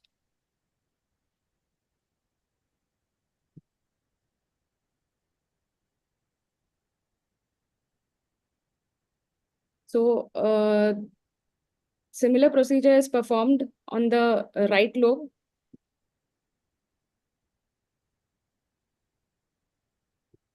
With the same steps followed. Once all the lobes have been enucleated, hemostasis has to be confirmed before starting morcellation. Few points to remember is ensure that the bladder is filled, the hemostasis is secured, and the vision is clear. And before you begin morcellation, once we introduce the morcellator, the pedal is pressed at half power to ensure suction and engagement of the tissue into the morcellator. And after the tissue is engaged, just ensure that all the edges of the tissue are clearly seen before you press the pedal at full power and continue with the complete morcellation. After the morcellation has been completed, thorough inspection of the bladder is mandatory to ensure no residual tissue or fragments are left behind. Once you are satisfied with the findings and the hemostasis, 20 French or a 22 French three-way Foley's is placed and started on saline irrigation. Madam, summarize. Yeah. So the laser settings that we use for the enucleation is close to the verumentanum. The settings are 2 joules and 15 hertz. That is a power of 30 watts. Gradually, as we enucleate the lateral lobe, ramp up the power to 2 joules 20. And the maximum that we use is 2 joules 25. That is about 50 watt. So we have performed around 494 cases in the past 1.5 years, of which 140 were MILEP, and the largest that we performed was 256. So my take-home message is that it can be performed, HOLEP can be performed as a size-independent procedure, and mastering the technique is more important than pure power. And yes, it can be performed at a low power safely and efficaciously. Thank you. Thank you, Association of Southern Urologists, for this opportunity. I am a 7-week postpartum mother, and I've been busy with my mother duties. This has been an opportunity for me to be in touch with urology. Thank you so much for this. Very good. Thank you, Jenny. It was a real wonderful presentation. You took us through from the basics to the procedure, and last but not the least, how to exert care while doing the procedure. And again, while we talked about that laparoscopic ureteric strictures, initially we were all saying that the gynecologists used to damage the ureter. Now it's the turn of the urologists who are damaging a large segment of the ureter, and that too very badly. And so we need to master really techniques how to prevent the ureteric strictures as well as need to tackle them correctly. Anything else, Deepthi, you would like to add? Nothing wrong. Very good presentation, Dr. Jenny. It was lovely. Any advantages over high power? Why do you prefer the low power HOLEP? Any particular reasons? Cost effective. The 50-watt laser is much cheaper than the 100-watt laser. So that is the primary idea. Duration wise, do you find Duration wise, it would be the same. In very large glands, we may need the high power laser for efficient enucleation. Okay, nice. Thank you. So I thank moderators Dr. Srikala Prasad Madam and Dr. Deepthi Sureka for excellent moderation. And I also thank Dr. Anu Ramesh, Dr. Karthi, and Dr. Jenny for almost finishing in the time. Now let us go to the session 3, which will be moderated by Dr. Muthulata Madam and Dr. T. Manasa Madam. I requested Dr. Lalita Madam to moderate Rajamaheshwari Madam. So I will stick on to Muthulata Madam and Manasa Madam. Dr. Muthulata Madam is MS Yes, sir. Urology, a retired professor of urology, Madras Medical College, professor of urology, Sabita Medical College. She has multiple papers, podium presentation at national state conferences, trained multiple generations of proficient urologists, pioneered to start multiple kidney transplant programs in various government institutes, and she is specialized in urogynecology and renal transplantation. She is Sir, able to see me? Okay, madam. Lalita madam, third session also can do it. Lalita madam already introduced, currently consultant urologist. So I skip that. Dr. Manasa madam is associate professor of urology, consultant urologist, Ramaya Medical College Hospital, Bangalore, honorary secretary, Bangalore Urology Society 2023, active researcher with over 20 publications, 5 clinical trials and 1 book chapter. Awards, University Super Specialty Gold Medal and Papa's Pushpa Gold Medal in Urology, Olympus Urology Travel Fellow Prague 2017, Yuva Sadaka Vaidya Seva Award 2020, ASI UAA Young Urologist Fellowship 2022 awardee at the UAA Congress Sydney, Australia. With this introduction, we will move to the next session with Dr. Abhigna Panda as the first speaker. May I ask Dr. Muthulata Madam to start? Yes, sir. Are you able to see me, sir? Yes, madam. Dr. Abhigna Panda, slide is up, madam. Yeah. Good evening, everybody. I love to see all the young female urologists, and I really love to introduce Dr. Abhigna Pandey, who is a young consultant neurologist from Manipal Hospitals from Bangalore. And she is associated with various things like USI and Karnataka Urological Association and UGA. And I invite her to talk on the robotic renal recipients management of and her experience. Yes, over to Abhi.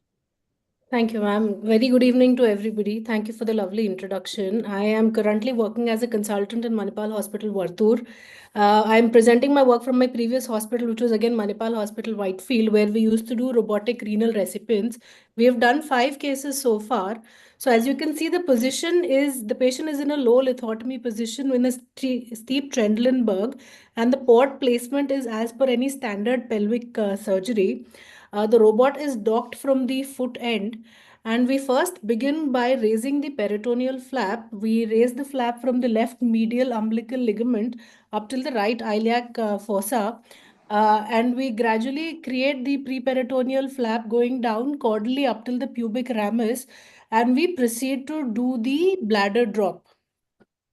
This bladder drop will help us later in doing the ureteroneocystostomy. The technique we use is to make it as an extraperitoneal transplant like we do in an open transplant. One thing I forgot to mention, though not Definitely not small, but my mentors and my bosses who've been doing these cases is Dr. Deepak Dubey sir and Dr. Deepak Kaddu sir. So it's under their tutelage and their mentorship that, I've gotten to assist these cases and present them for sure. So after raising the flap and dissecting the bladder, we proceed to dissect the triangle of the doom. We separate the cord structures away and we separate the right external iliac vein and the artery. The lymphatics are all separated out, and we proceed to then loop the external iliac vein with a blue loop and the external iliac artery with a red loop. Here you can see how Deepak Dubey sir has been doing it very gently in dissecting out the structures there. And we separate all the lymphatics also just to prevent any lymphocele occurrence in the post-op period. Once the bed is prepared, after this we go to the bladder. So here you can see them dissect out the external iliac artery. After separating out all the structures from the adhesions, we have looped the vessels and kept them separately. Then we proceed to the bladder. The bladder is opened and a cystostomy is made and marked with a vicryl suture to help us identify in the when we place the kidney. We then make a 7 centimeter fanel steel incision and we insert a gel pot to I push the kidney into the recipient. After removing the donor kidney and doing a bench preparation, the kidney is wrapped in a kidney jacket using a gauze piece and sewn together. Then the kidney is introduced into the recipient through the gel pot with the ureter facing caudally. After we've introduced the kidney into the recipient, then we take the renal vein. We put bulldogs and clamp the external iliac vein. We take the renal vein, take the measurement, and we do a venotomy of the corresponding size using a pot scissors. And on the left instrument, we can see the needle holder being used. So after doing the venotomy, we proceed to do the suturing. We use 60 Gore-Tex, 12 centimeters in length with the tail ends tied together. 2 sutures are used. And we proceed just like open technique with suturing the posterior wall first, followed by the anterior wall.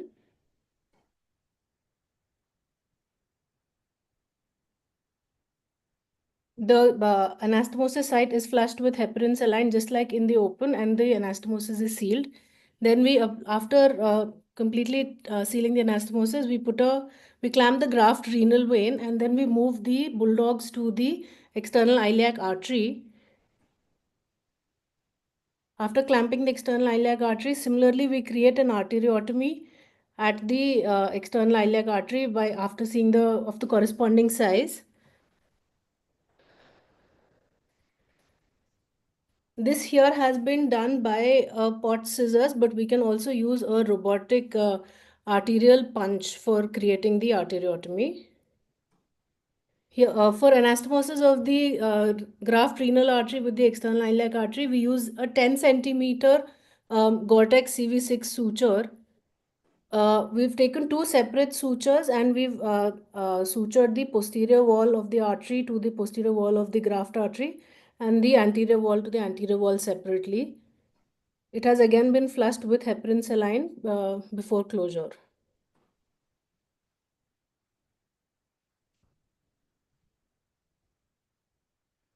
After unclamping the vessels, we look for the blood supply to the kidney and the urine formation. We check for the hilar bleeds. Here Here we're looking for the urine output. Then the ureteroneocystostomy is done over a 5/16 French DJ stent using either 5-OPDS or Maxon. We then extraperitonealize the kidney by closing the peritoneal flap using 20 V-lock sutures after placing a drain into the extraperitoneal space. So this is how the final abdomen of the patient looks like after doing a robotic transplants. So he has a small 7 centimeter scar and multiple small port sites, and one of the port sites we've just used it to put in the drain. So this is very useful in cases of obese people or young people for cosmesis, the advantages are numerous. Cosmesis is there, the pain recovery is very fast.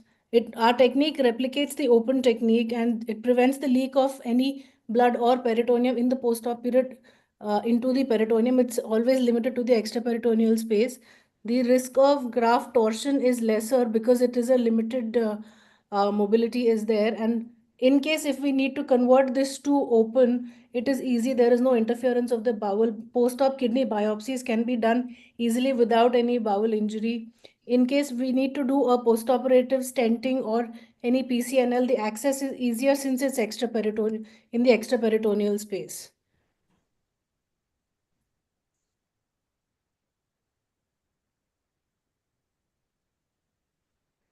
Recapitulating the instruments we've used for arteriotomy and venotomy: pot scissors, black diamond microforceps, a needle diver, and Scanlon bulldog applicators and laparoscopic bulldogs. And for kidney insertion, a gel pot has been used. The sutures used are for vein anastomosis, Gore-Tex CV6 9 mm, 12 centimeters, and 10 centimeters for the artery. The flap closure is done with a V-lock suture, 20.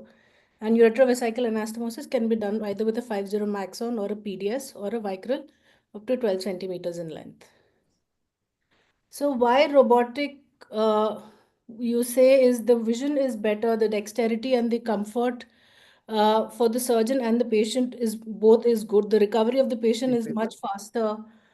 The wound infection is lesser, the risk of infection and is lesser as opposed when you have much smaller scars as opposed to a bigger scar in post-op in an immunosuppressed patient. So this is the data of 5 of our patients. You can see the anastomotic time is just the time taken to anastomose the artery and the vein, and the total ischemia time has also been significantly lesser. The blood loss has been lesser, and the recovery has been quite good.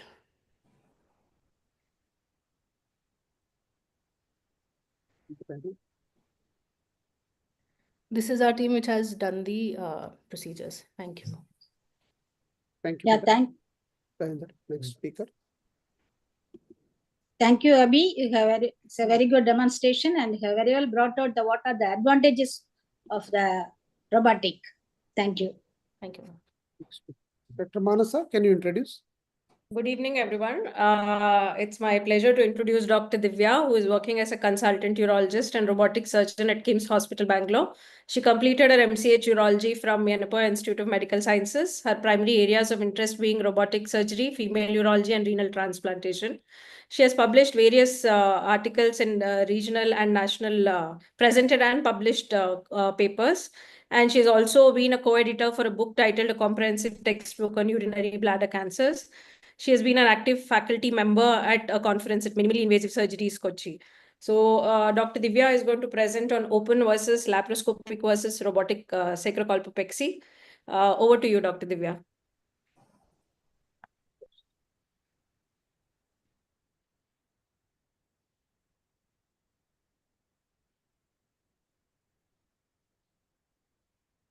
Yes, madam, your screen is visible. Hello, Divya. Admit. Am I audible, sir? Yes. Thank you. At the outset, I'd like to thank the ASU members and the group of ASI for giving us this opportunity to present in this wonderful forum. And thank you, Dr. Manasa, for the introduction. So today my topic is open versus lap versus robotic sacrocolpopexy. So pelvic organ prolapse affects approximately 30% of the middle-aged and more so in the older women, and 11 to 19% of these patients require surgical therapy. The gold standard treatment for pelvic organ prolapse is sacrocolpopexy. Although originally it was open, now single port nodes and robotic assisted laparoscopic sacrocolpopexy have increased in occurrence. The primary principles of pelvic organ prolapse is repositioning the prolapse with respect to anatomical relationship, preservation of urinary and anal incontinence, preservation of satisfying sexual activity, and achieving a durable result over a long time, and keeping as minimally invasive as possible. So the principles comply for both lap and robotic, the main component being mesh fixation from the vault onto the promontory. It tackles both the anterior and posterior compartment, and we can also combine with TOT or other procedures if indicated. So in this entire in entire sacrocolpopexy, the anatomy for concern is the pelvic surface of the sacral vertebra is around 15 mm wide, which is relatively safe for placing tackers or mesh. But the important structures are the presacral veins, which appear in the close vicinity to the iliac vessels. So as you can see, the sacral promontory around 2 to 2.5 centimeters in relation. You have the sacral plexus and the sacral venous sacral nerve and the sacral venous plexus, which are a blind area especially in terms of laparoscopic surgery because of the sacrococcygeal curvature. So this can be a reason for the venous injury and torrential bleeding. Is comparing the pros and cons of the different techniques, open, lap, and robotic. In open technique, predominantly is not widely used by urologists right now. The main disadvantages being a narrow pelvis with the deep-seated bites being a little more difficult, increased dissection being required, which can cause increased amount of bleed and post-op transfusions, and hospital stay and recovery along with post-op pain can get prolonged. Only advantage is if the patient is not suitable for GA, unlike in lap and robotic, we can still consider this procedure. Whereas coming to lap, the main advantage compared to robotic is the cost benefit. Otherwise, the lap and the robotic techniques have similar advantages compared to open technique. Comparing the disadvantages for the robo, it is two-dimensional vision with a limited operative field if it is a narrow pelvis. So increased chances of having some bleed from the vascular plexus, especially when tackers are used. The degrees of movement is slightly more limited compared to the robotic, and hence a surgeon has to be better enhanced with his suturing techniques to suture onto the vault and even onto the promontory. And high hand-eye coordination is required compared to the robotic. The Gore-Tex sutures used in robotic may increase the cost, whereas the alternatively proline sutures may be used in laparoscopy. But problem with these proline sutures being the memory, which can cause difficulty in suturing, and also requires a slightly more experience compared to the Gore-Tex sutures, which is used in in robotic. Coming to the robotic technique, the main advantages being a simulated wrist, improved dexterity, and ease of retraction with an additional arm. It proves very beneficial in an obese patient with a high BMI and which provides accurate dissection and limited bleeding from the field of view. Three-dimensional view itself and enhanced magnification are known advantages, but main disadvantage being the lack of haptic feedback, which may result in some bites through the vaginal mucosa, which may be a small concern for mesh infection or erosions, but not a very significant one. Disadvantages of robotic mainly being the time, especially the docking time, and patient positioning requiring steep Tedelenberg, almost 28 degrees, and teamwork, especially to assess the adequate tension of the mesh required from the assistant side. And the cost, of course, on the robotic surgery is a major disadvantage. So open sacrocolpopexy, as we have, if we get a good wide field of view with adequate dissection, then we can still do it in patients who are not suitable for GA. Coming to the port placement in laparoscopy, the number of ports required may be slightly lesser compared to robo.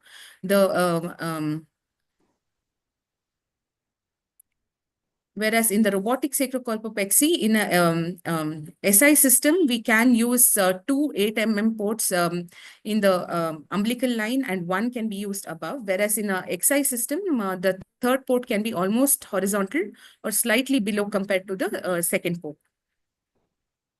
The mesh used are commonly polypropylene mesh. Others, we can also use Vipro mesh, Gore-Tex mesh, and Restoral mesh with a preformed Y, but most commonly used is polypropylene, especially in India.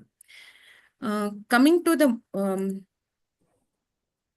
mesh dimensions, the anterior and posterior leaflets with a width of around 4 centimeters, and the one used for sacral promontory fixation around 3 centimeter width. The length of anterior leaflet are around 6 centimeters, and the posterior leaflet being little longer. One preference is to suture the anterior leaflet with a loose suture onto the main arm, so that the posterior arm can be used to fix the posterior compartment more easily. The common steps of both laparoscopic and robotic, where we retract the sigmoid colon and the sacral promontory being exposed, the parietal peritoneum being dissected. A robotic arm especially can be used to retract the sigmoid colon laterally and can help do the dissection even without an assistant retracting at the vaginal vault. And we can proceed two ways, starting at the vaginal vault and going up, or we can start at the sacral promontory and go down, and then dissect the vesicovaginal space and the uterorectal pouch. So this is a video showing the laparoscopic sacrocolpopexy. So first, the vault is retracted from the vagina. The posterior or the anterior peritoneum can be mobilized. The posterior, preferable to use less cautery and more of sharp dissection to avoid post-op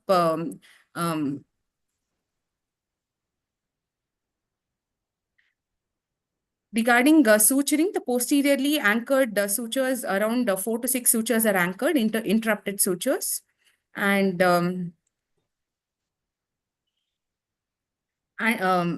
important is to include the pubocervical fascia and the uterosacral fascia to give adequate anchoring onto the vaginal vault.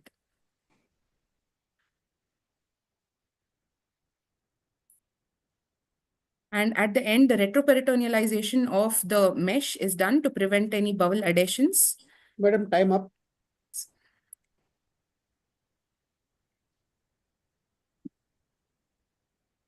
Conclude. Yes, sir, just. Thank you, Dr. Divya, for the excellent presentation.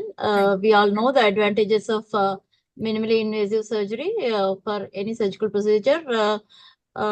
Sacrocolpopexy initially was being done by open. Even I was doing open sacrocolpopexy about 15 years, for the last 15 years, but recently upgraded to robotic. Definitely robotic is advantageous compared to lab because it requires a lot of suturing. We all know the, more dexterity and easier suturing techniques with robotic. And even if you're doing minimally invasive, Prolene can still be used, especially if you're doing by robotics.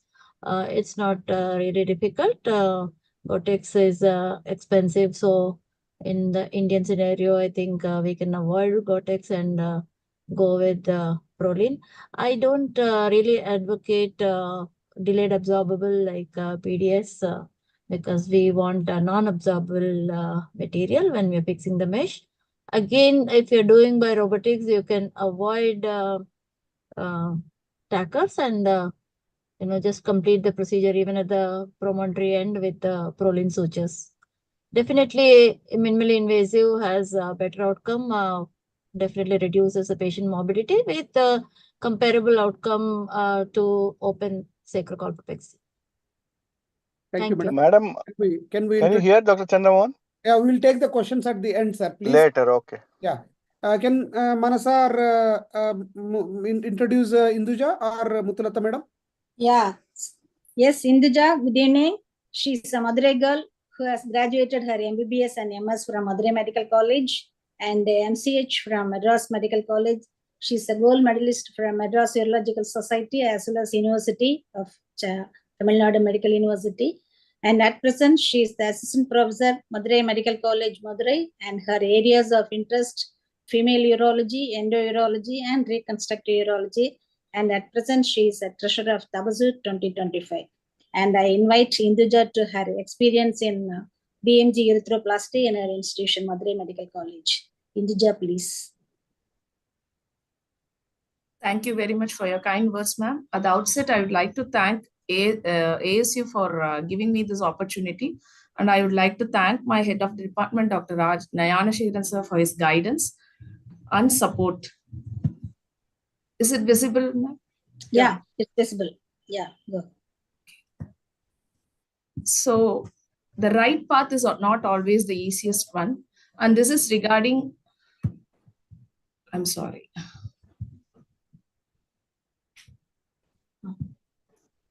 Okay, madam, visible. Go yeah, ahead. it's visible. No.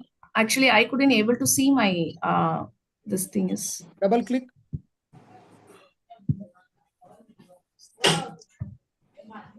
Or scroll down, madam, scroll down. If it is a problem, reshare. Stop sharing. No. Nothing. So 1 minute. Yeah.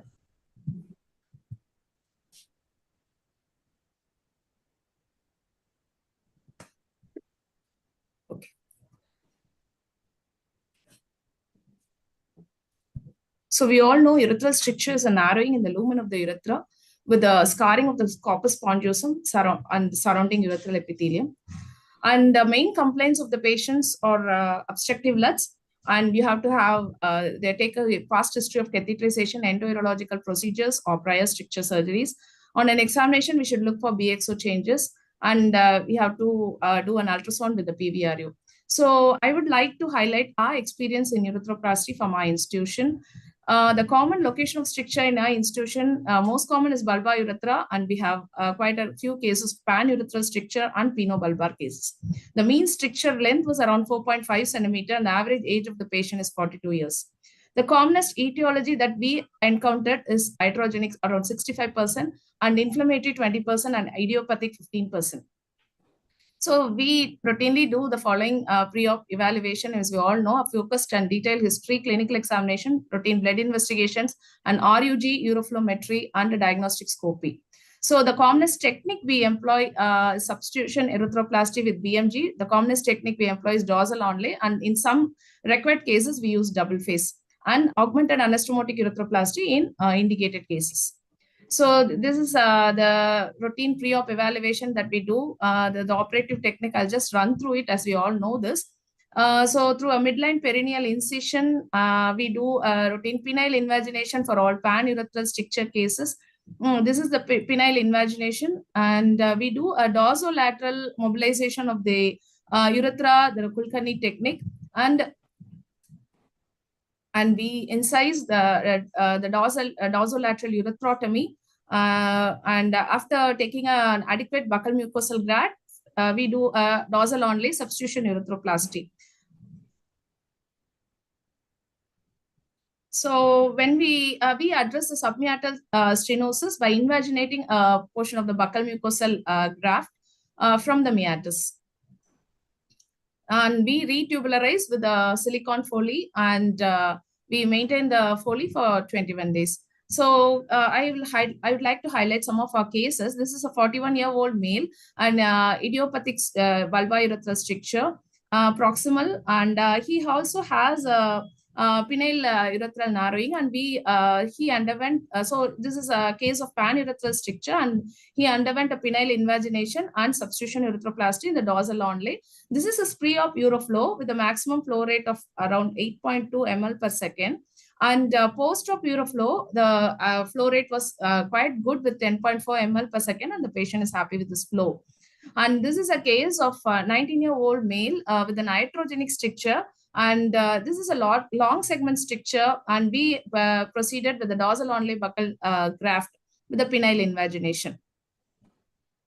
So this is the pericatheter study. We routinely do a pericatheter study at 21 days, and then we proceed with the catheter removal.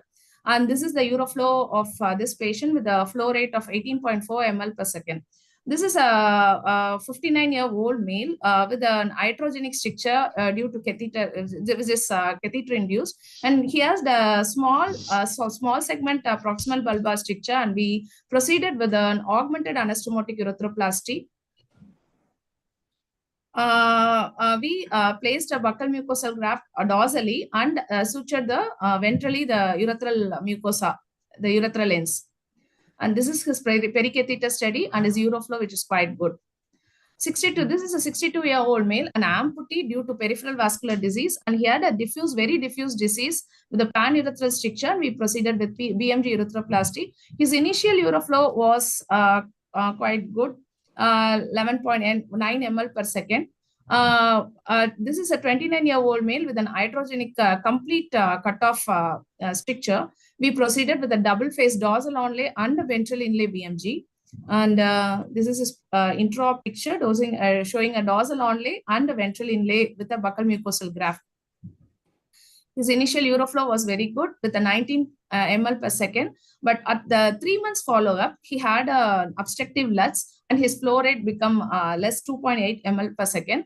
And for such cases with symptoms and an uroflow like this, we proceeded with a cystoscopy and we did an IU when necessary. Most of these cases had a distal narrowing. This case had a distal narrowing. This is a 36-year-old male, an iatrogenic stricture with a pan-urethral disease, and we proceeded with an onlay substitution urethroplasty. And his initial uroflow, his flow rate was 6.8 ml per second. And some uroflows were like this, but most of the patient, they have no obstructive LUTS and they were happy with their flow. And we just follow up these patients. This is a 3-year-old male with an iatrogenic stricture. And he is also a case of pan-urethral stricture and proceeded with substitution urethroplasty. Mostly we do a dorsolateral urethrotomy and we place the buccal mucosal graft. And again, another pan-urethral stricture where we did a dorsal onlay urethroplasty, and this is a small video of penile invagination. And this is a video showing the dorsolateral mobilization of the urethra from the corpus spongiosum. And this is a buccal mucosal graft, long graft from both the buccal mucosa and the lingual, which is placed. And this is one interesting case. He is a 30-year-old male medical representative with no known comorbidities and no prior catheterization or endourological procedures. He had a poor urinary stream and increased frequency with bedwetting. And for this, for which he was going on repeatedly from 2018 to 22, initially consulted in private hospital and managed conservatively. However, in 2019, he had multiple outpatient visits with a failed catheterization in private hospital. And he had a history of retrograde ureterogram done thrice in private hospital and reassurance given. But in April 2023, he developed bilateral loin pain, oliguria, and leg swelling, and his creatinine was 22, and he was advised dialysis. So he came to our GRH Madurai. He underwent 20 cycles of HD in nephrology, and he was planned for a counsel for renal transplantation. With the he underwent a left radiocephalic fistula in 23. So urology opinion was sought for difficult catheterization, and catheterization was unsuccessful. So a trocar SPC was done. So his RGU in our department was suggestive of a smooth narrowing at the level of penobulbar junction, and the bladder was elongated and trabeculated. So we suspected an associated neurogenic bladder. And we went ahead with the antegrade scopy where the bladder neck was normal and scope passed beyond 2 cm beyond the verumentanum. And his retrograde scopy showed meatus and distal penile urethra was normal, but the proximal penile and the penobulbar showed a narrowing. So we went ahead with the BMG urethroplasty, and his pericatheter study on POD 21 showed a small contrast. This is his AUG. Time up. Can you sum up, madam? Yes, ma'am. Yes. So actually, this outcome of this patient was once prospectively planned for renal transplantation in view of renal insufficiency. He is now dialysis independent without any voiding difficulty and maintaining a creatinine value between 1 and 2. So his the BMG really helped him with this. So our success rate was around 80% and failure rate 20%, and patients required OIU after urethroplasty. This is the evolution of management of stricture from dilatation in erythroplasty. Ideal is 95% patients should undergo an erythroplasty, but reality is most of the cases are being doing OIU or dilatation. So the gold standard is erythroplasty is for a long segment stricture, and there's good long-term success rate. And endoscopic management should be reserved only for indicated cases. Thank you, sir. Thank you, Induja, for the good presentation. Thank you. Thank you very much, madam. Can you close the screen? I thank the moderators, Dr. Mutulata madam, Dr. Lalita madam, Dr. Manasa for conducting well. And I also thank Dr. Abhigna Panda, Dr. Divya Shri and Dr. Induja for presenting nicely their cases. Because of the shortage of the time, we will not be able to take any questions. And I sincerely thank all the speakers for valuable time. Definitely, you have chosen all different type of topics and presented very well. We wish from the behalf of ASU on March 8th, we have Women's Day. We wish you all a very happy, prosperous Women's Day. Let's hope in the similar way in all the fields of the urology, not only in female urology, you all should represent in our conferences, especially South Zone ASU. Those who have not become permanent member, kindly become member, because we are coming up with ASU conference at Vijayawada. The membership is mandatory for your presentations, prizes, etc. So I wish more programs will be conducted with women urologists under ASU. With this, we will conclude the session. Thank you very much. Thank you, sir. Thank you. Thank you, ASU, for the opportunity. Thank you, madam.